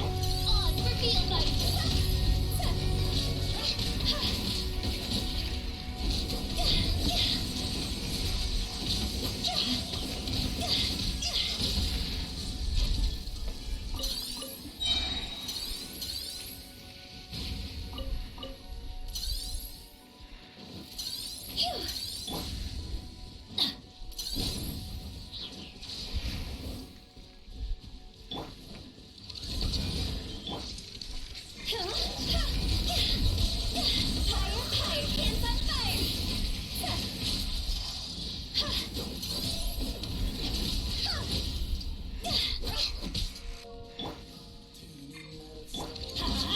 We go!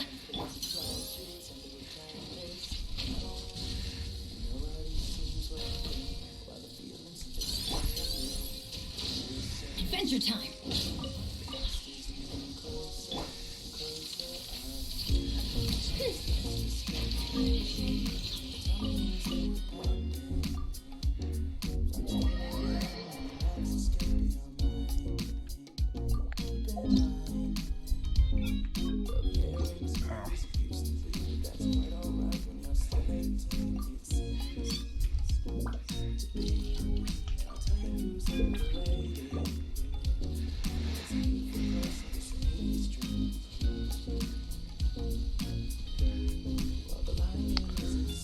Not sure if I like the Bennett and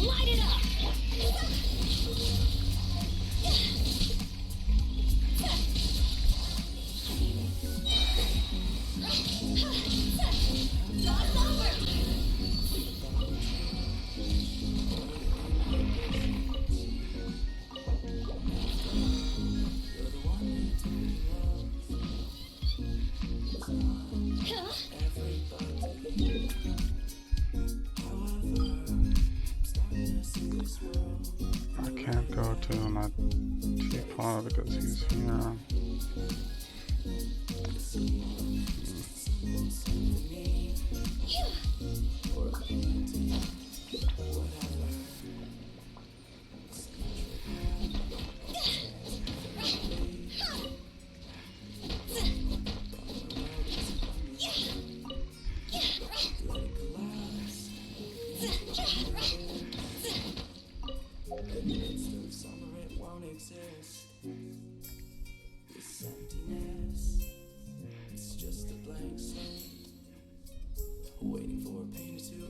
That's Corlapis? It's quite complex, for what I know.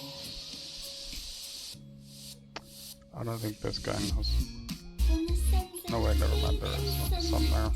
But when the moon's out, bathe in the moon.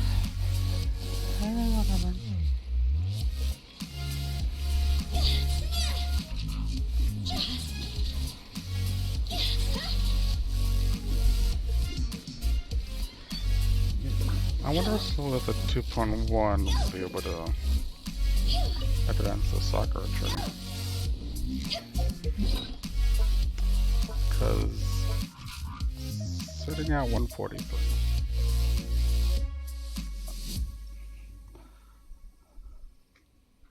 That's what, like,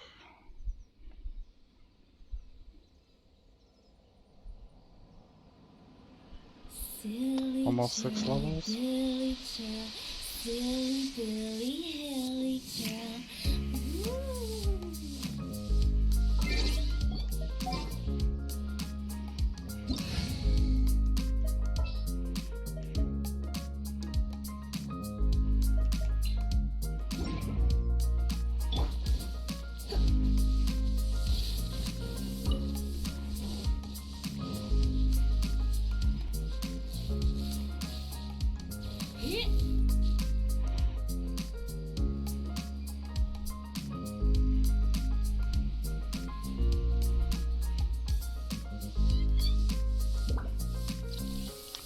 I noticed that it spins slower.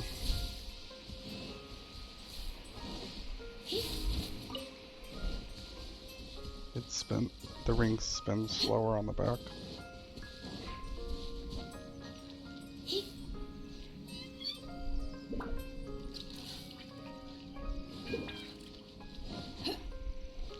And spins faster when you're using an attack, which I find interesting.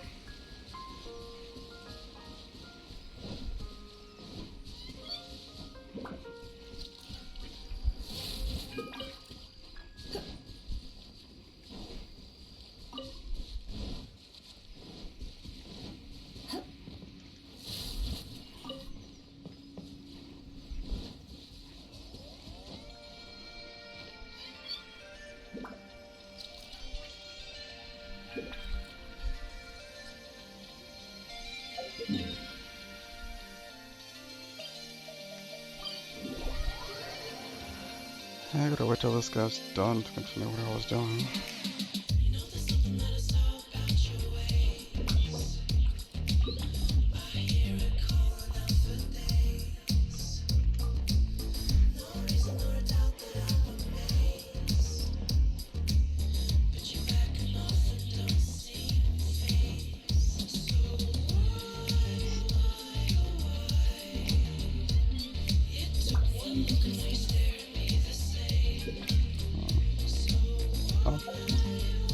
There we go. Hope he enjoyed the rocks. Yeah, rocks. Alright. Time for deep up. Let's see. 1 day, 23 hours.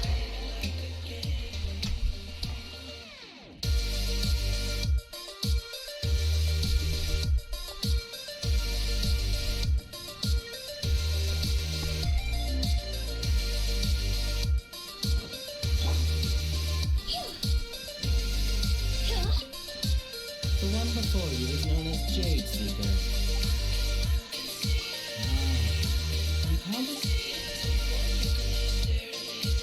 Blackback, Tiger Striped, Sheriff.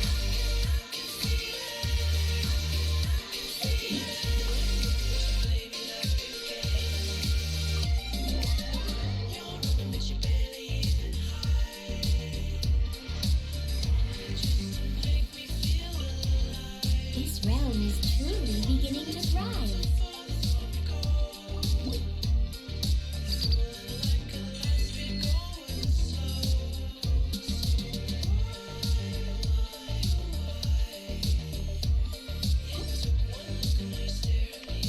don't think anyone got any level.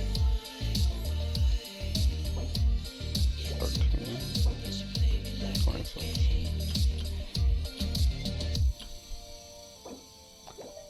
Why aren't these going away? Oh my god.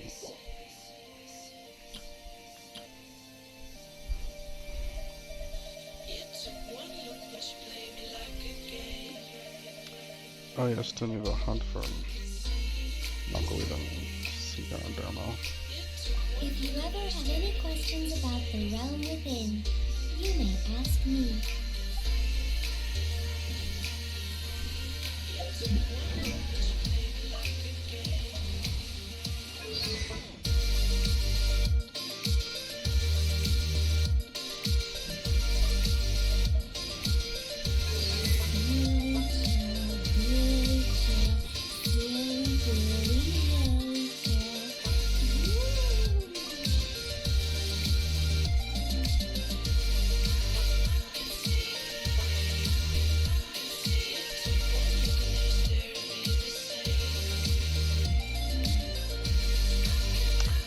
Pretty sure I don't care about the normal attack. Worry about that some other day.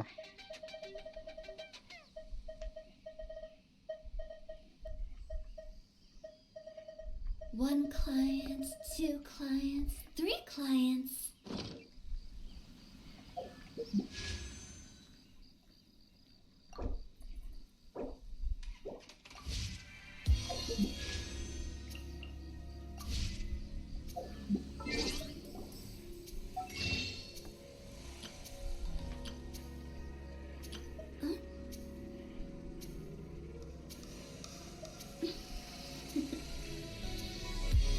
Toodaloo.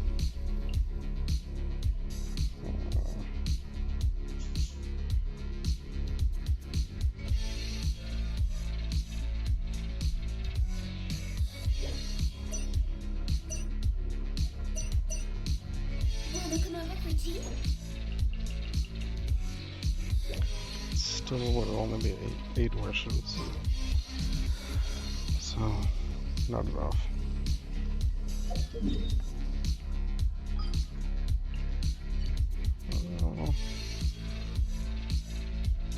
Oh yeah, commission.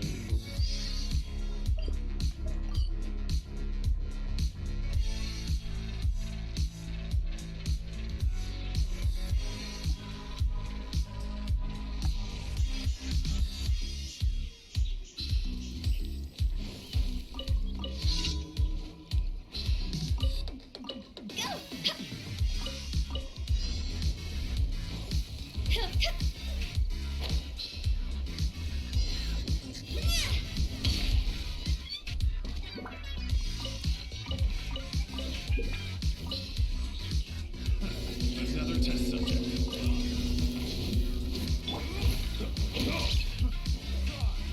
Teamwork is dreamwork!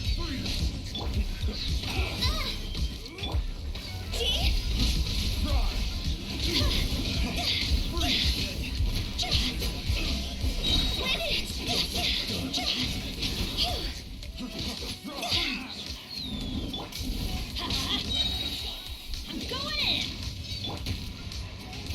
Shadow Raven, let night fall! Have a little Adventure!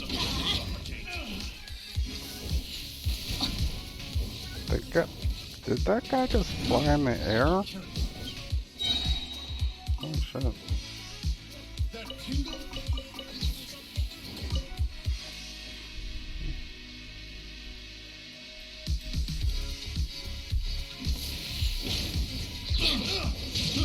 I got careless.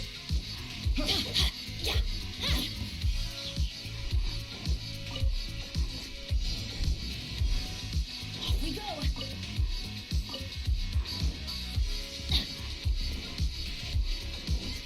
Adventure time! Off we go! Wheel of life.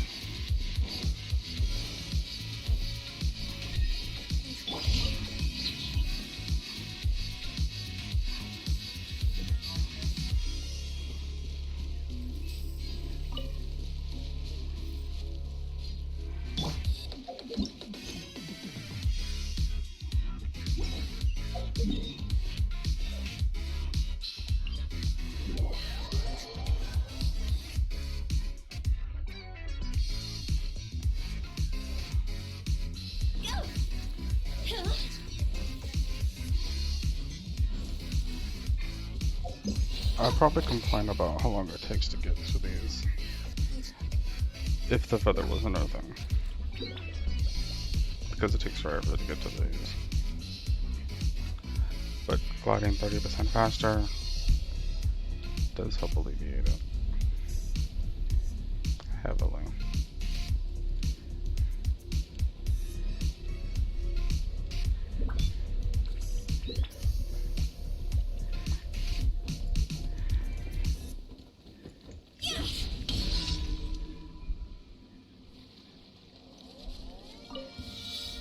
What a lucky day! The perfect distance! My blade! Teamwork is teamwork! Thing or two. By royal decree!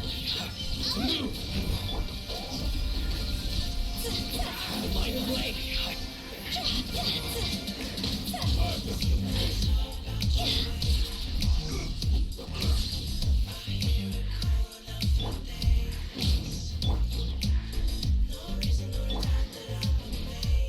Let's light it up!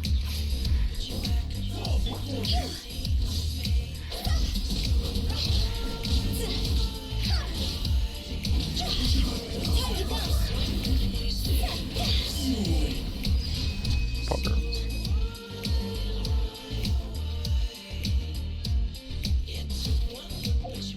I actually got it.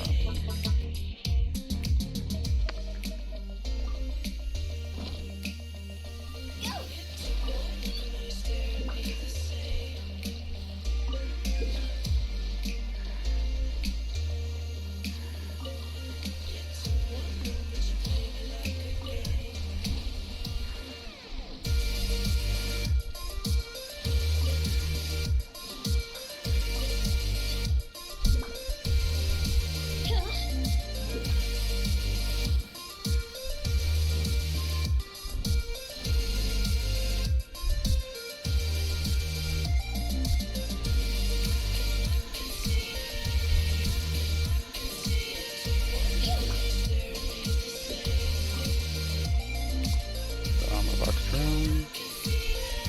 Not a good idea.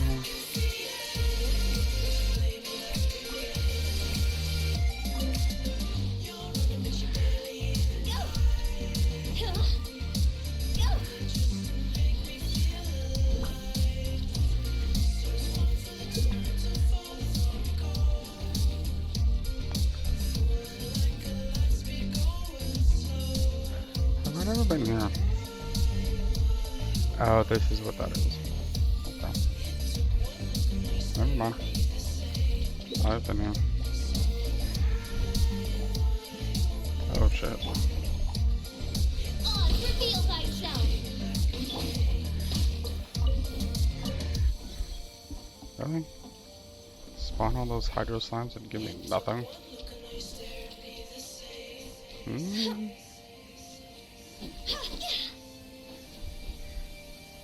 Nothing at all.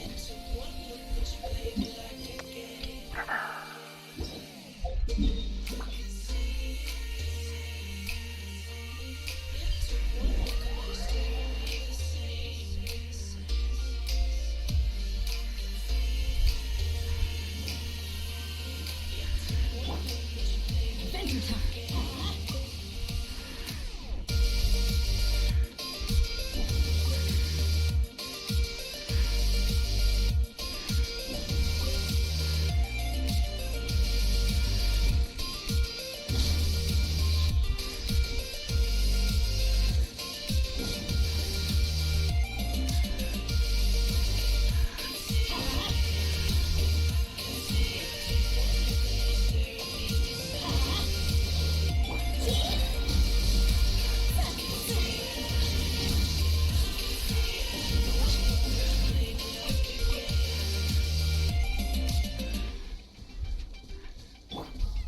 Nice.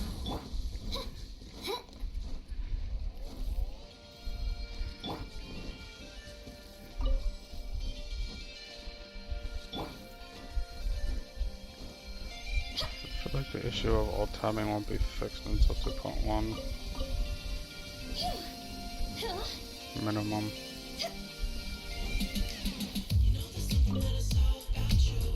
Which is really depressing if you think about it.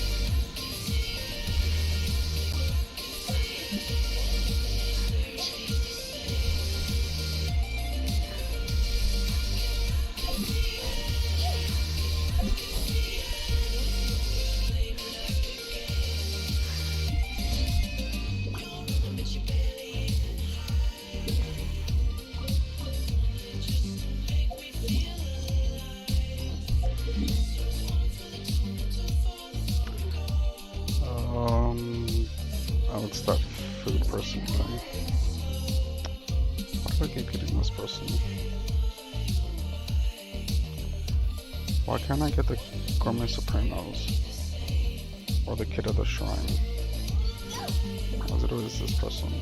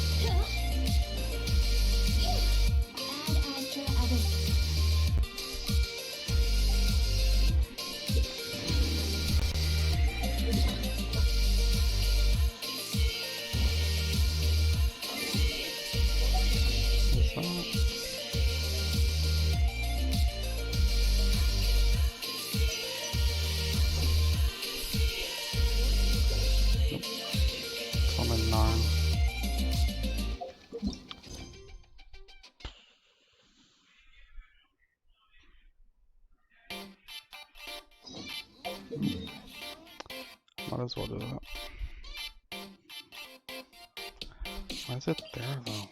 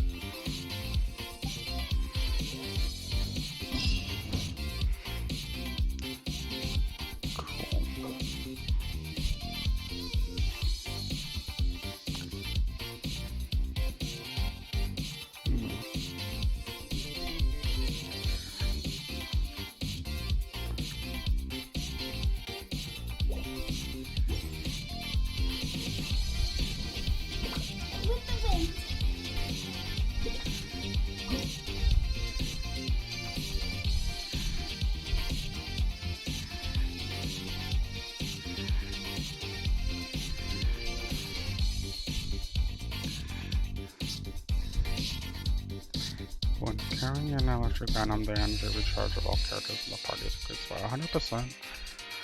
Additionally, using 3 elemental bursts will, within 10 seconds, will unleash a bolt of lightning to strike a maximum of 5 random opponents, dealing electro and AoE damage.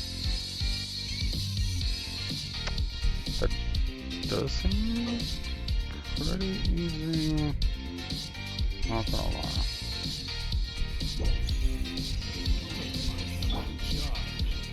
Off we go! Adventure time! Off we go!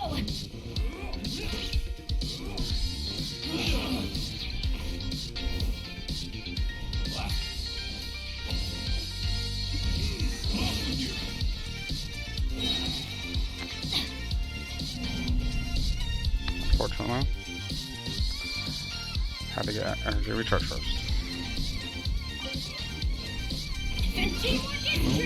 Sacred name.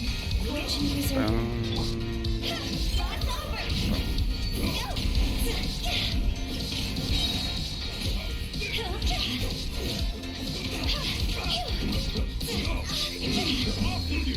Everybody stand back! All is revealed by... Have a taste of this! Time to go!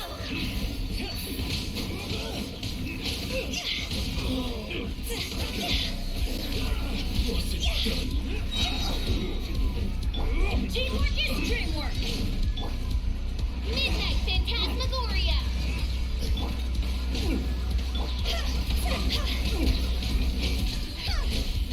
Higher, higher, hands on fire!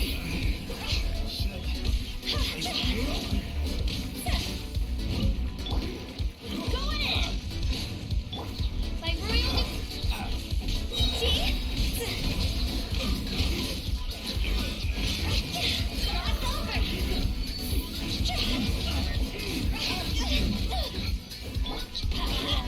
Teamwork is dreamwork! I see what you mean, Fräulein.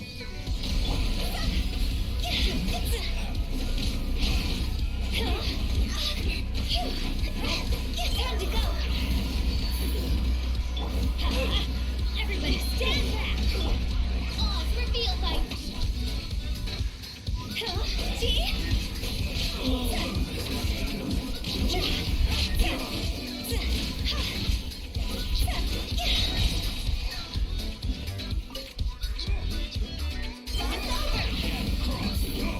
Let's light it up! Teamwork is dreamwork! Let's light it up! Shadow Raven, let night fall! Nice.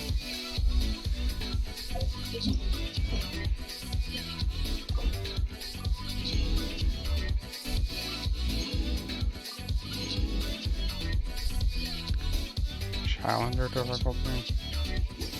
I create... What is Challenger?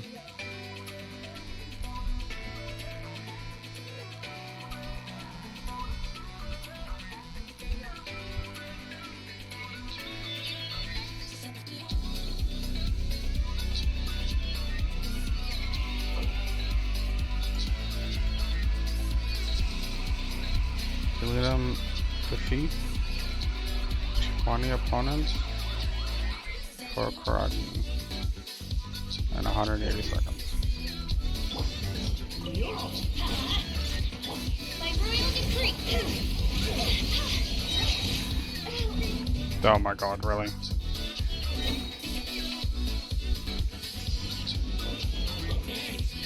Really? Oh, come on.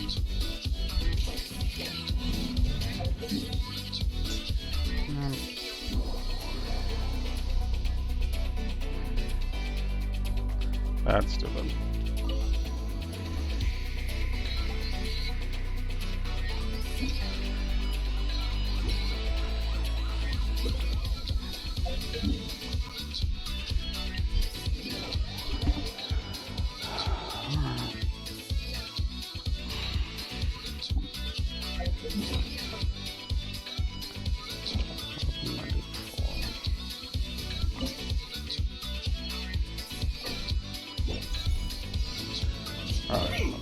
not die this time.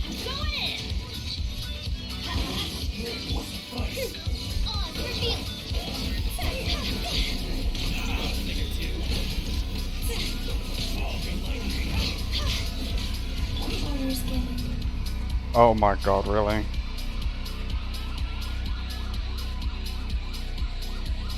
Again? How? How do you keep dying? Oh my god.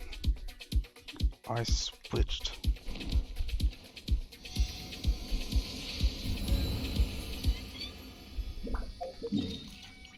Oh, this is gonna get annoying real fast.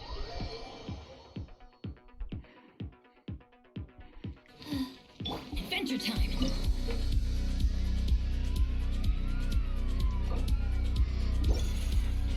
Let's get down to business.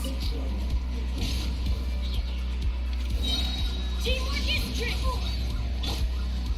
Like royalty.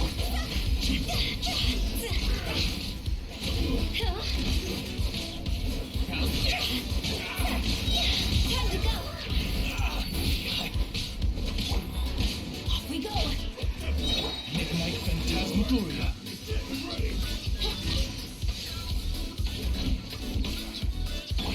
Everybody stand back. Let's light it up.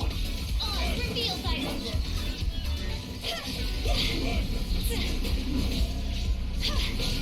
This isn't good. Oh my god.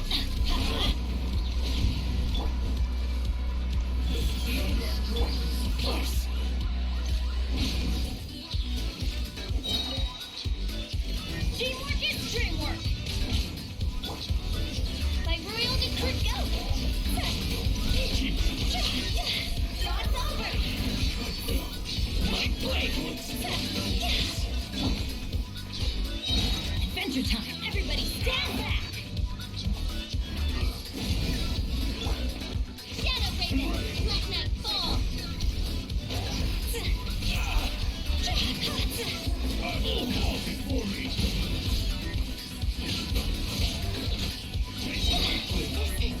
Oh, come on. Fuck. I think I just need to use...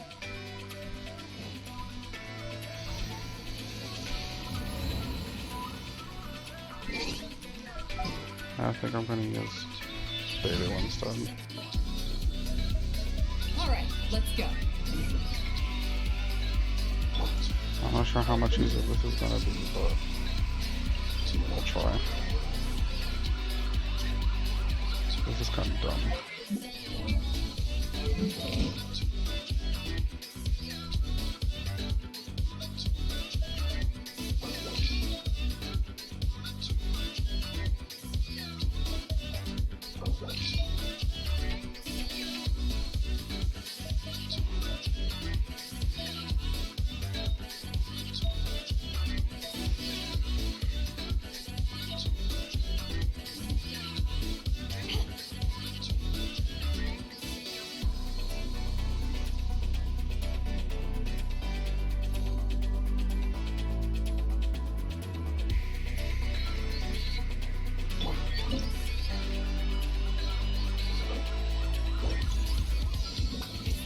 Light it up!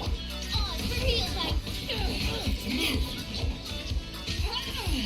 Eyes on me! Sacred name, fortune preserve.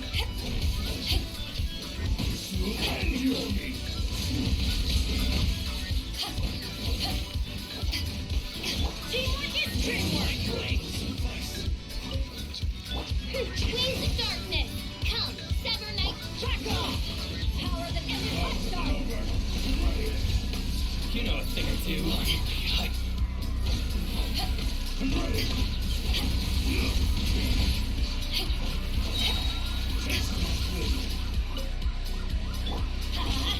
Everybody stand back! One strike will suffice. This will do. To ashes! You win. Let's get down to business. I'm going in! As you wish, mein Fräulein.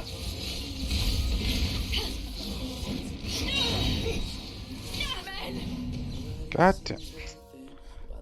Really? Oh my god, I died of the fire. God damn it.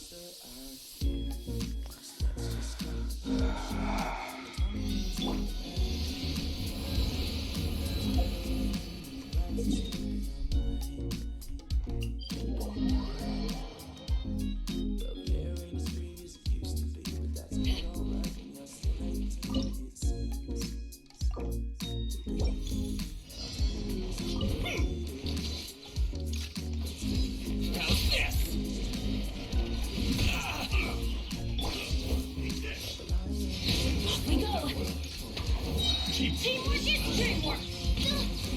Oz reveals that...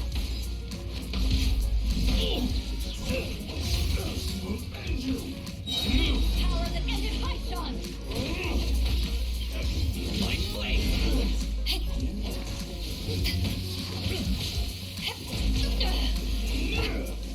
There's more!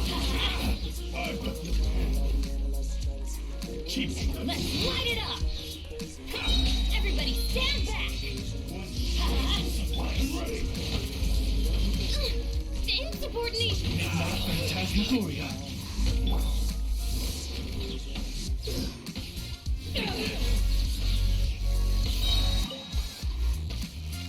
Eyes on me! You know a thing or two.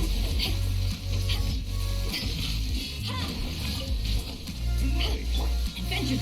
Light blade! Go! I'm going in! My royal decree! Shadow! Oh my.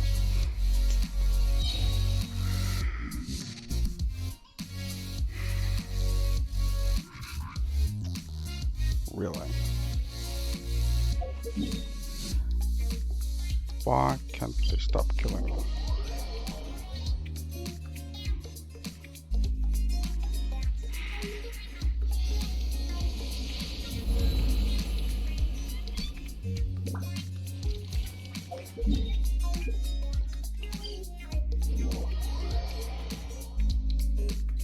Don't really care about how much it revives.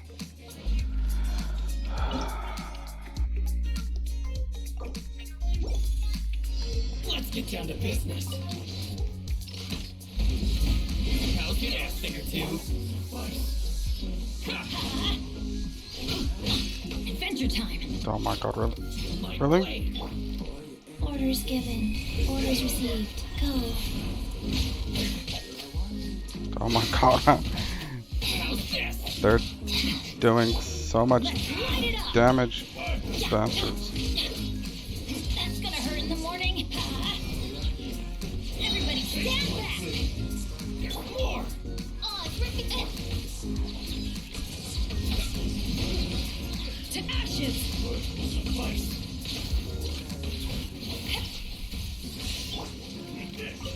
Let's light it up! Oh my god, why are you running into him? Let's light it up! As you wish, mein Fräulein. Teamwork is dreamwork! No one leave me alone.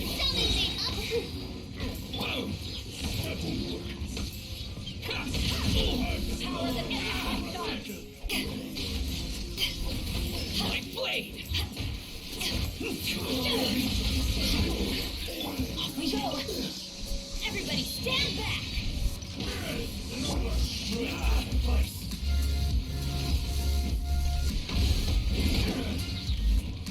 Eyes on me!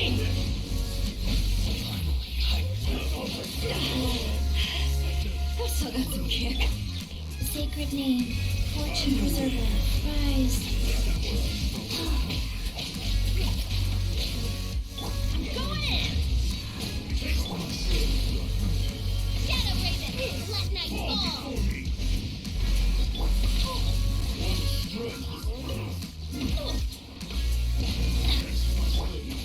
Back off! To ashes! Teamwork is dreamwork! By royal decree, wings of darkness, come, sever night!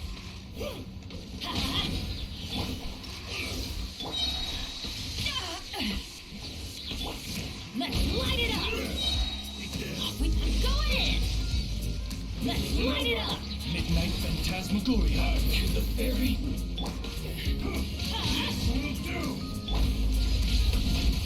Power of the Ended Python!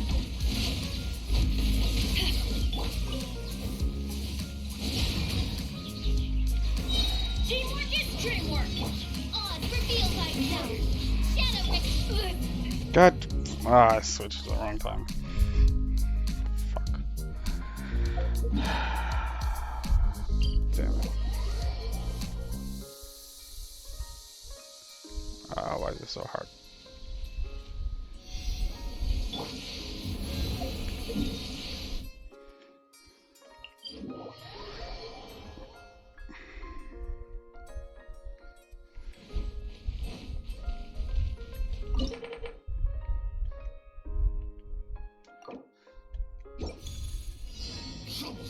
Let me try.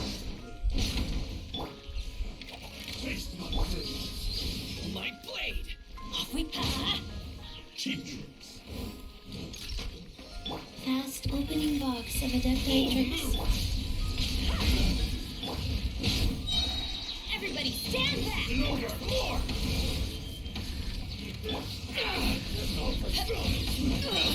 Eyes on me! As you wish, main Fräulein.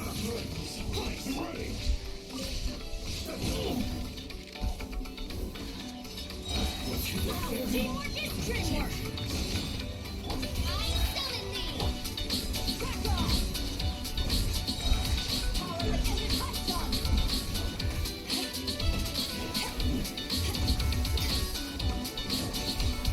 Midnight Phantasmagoria.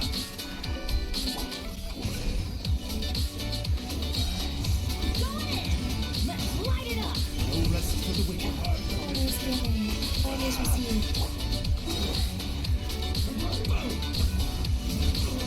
Eyes on me!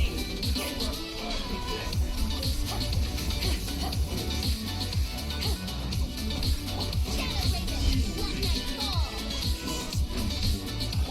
Let's light it up! Everybody stand back! See no more. Let's light it up! Oh, goodness gracious! By royal decree, Midnight Phantasmagoria! Power of the Ended Python!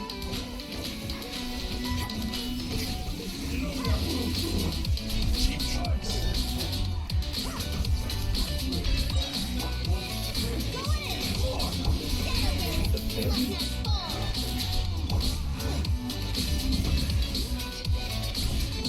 Eyes on me! Sacred name. Fortune preserver. Renewal form. Everybody stand back! On, reveal thyself! Wings of darkness! Help! Set us!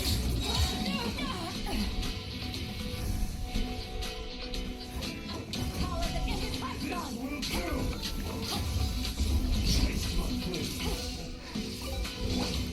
Going in! Shadow Raven! Black Knight Fall! Opening box of a Decoratrix.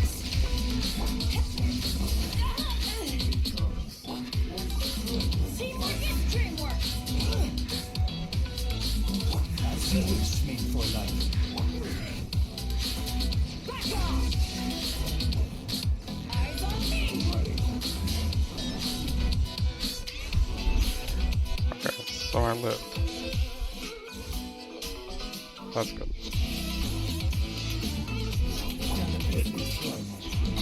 Let's light it up! My blade. I just need to remember to cycle through my abilities. Going in! By royal decree! Power of the Ended Python! Shadow Raven! Black Knight Fall!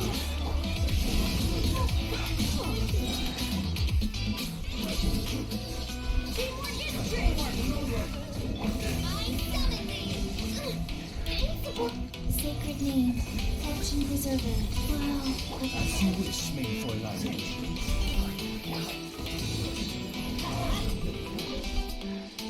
Eyes on me! Going in!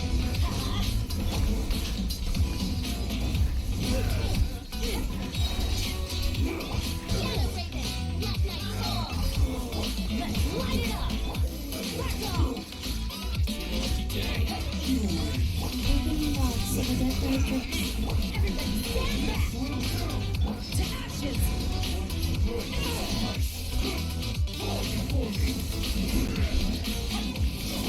As you wish, for life.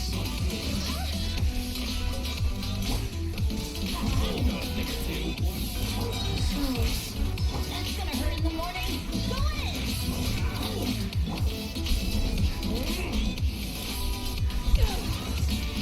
Eyes on me! Let's light it up! Midnight fall! Adventure time! How do you not have your skill up? Orders given. Orders received. Everybody stand back! Oz, reveal thyself! Wings of darkness! Not one yet! To ashes! No rest for the wicked.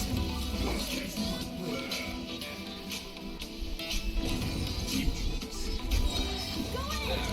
As you wish, made for life.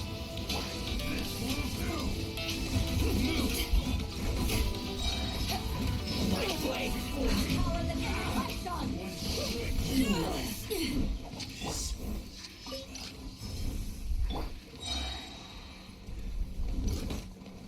Opening box of Adept Nitrix.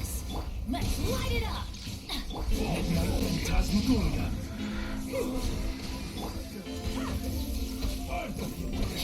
Everybody stand back! You know a thing or two. This isn't over.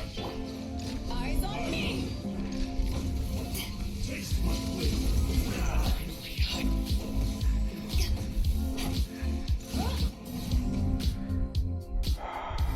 So I'm living, just not fast enough.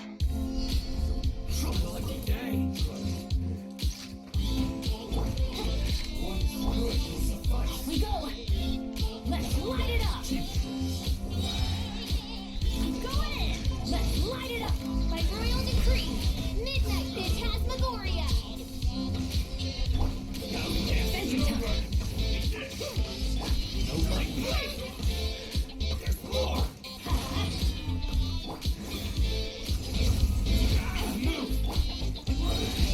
Teamwork is true! That's gonna hurt in the wings of darkness! Come, sever night from day!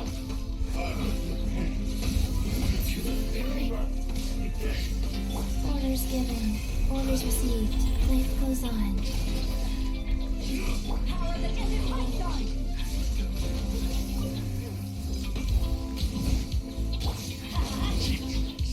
As you wish, made for life.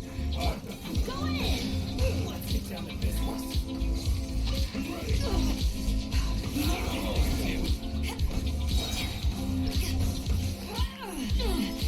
To ashes!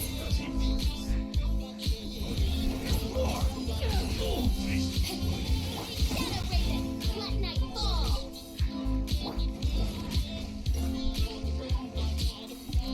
Opening box of Adept Nitrix. Teamwork is dreamwork! Oz, reveal the... Off we go!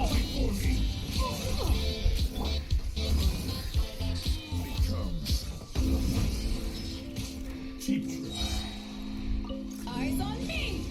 Wings of darkness! Come, sever night from day! Go in! I summon thee! Back off!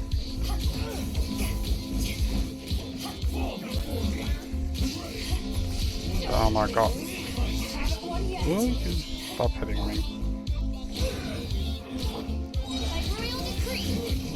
Shadow Raven, let night... Bennett, reload your That's gonna hurt in the morning! bloody ultimate. God damn. Oh, come on. That's so annoying.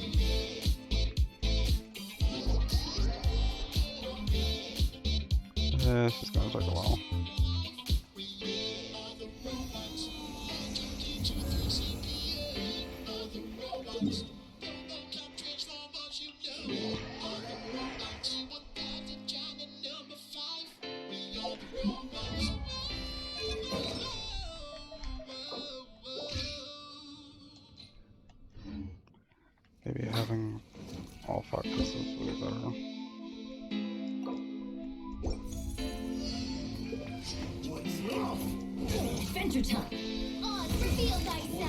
Sacred name, Fauci Preserver, rise.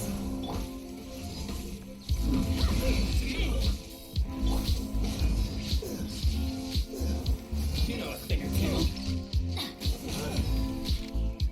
Give me my ult. God damn. Midnight Phantasmagoria! To ashes!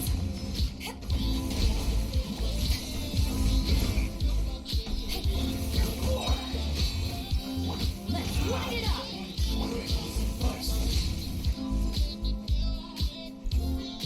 Back off! Teamwork is dreamwork! By royal decree!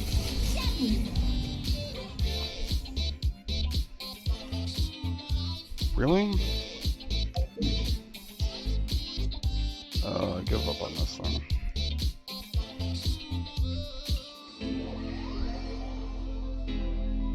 Guess I can't do that one.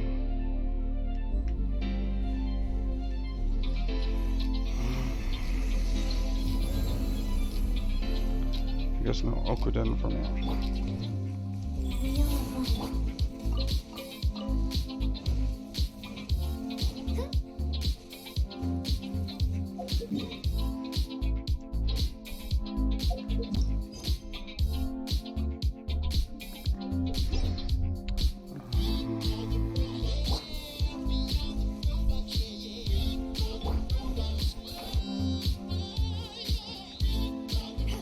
Also, this is like the third time this song is played. That's why there's so many copies of it.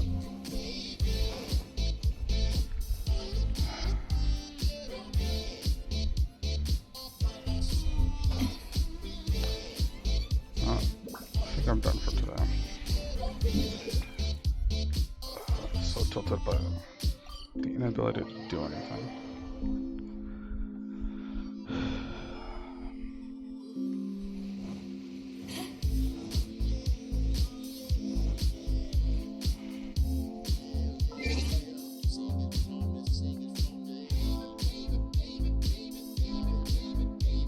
Although Spoon 1 seems exciting, there's not really much to do until then. So.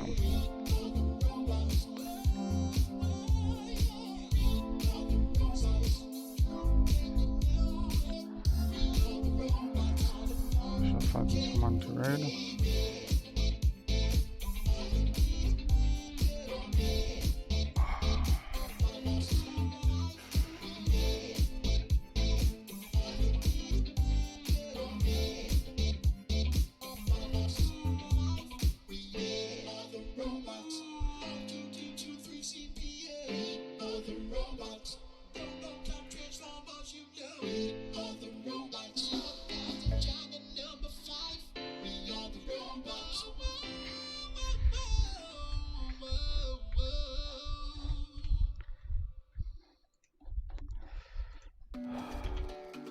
I nominate this person.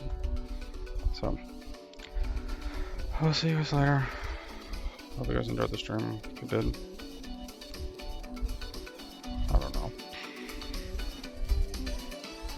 There wasn't really much of it, so. Hope you guys enjoyed the person that I'm sending you to. Follow to see know when I'm live tomorrow. And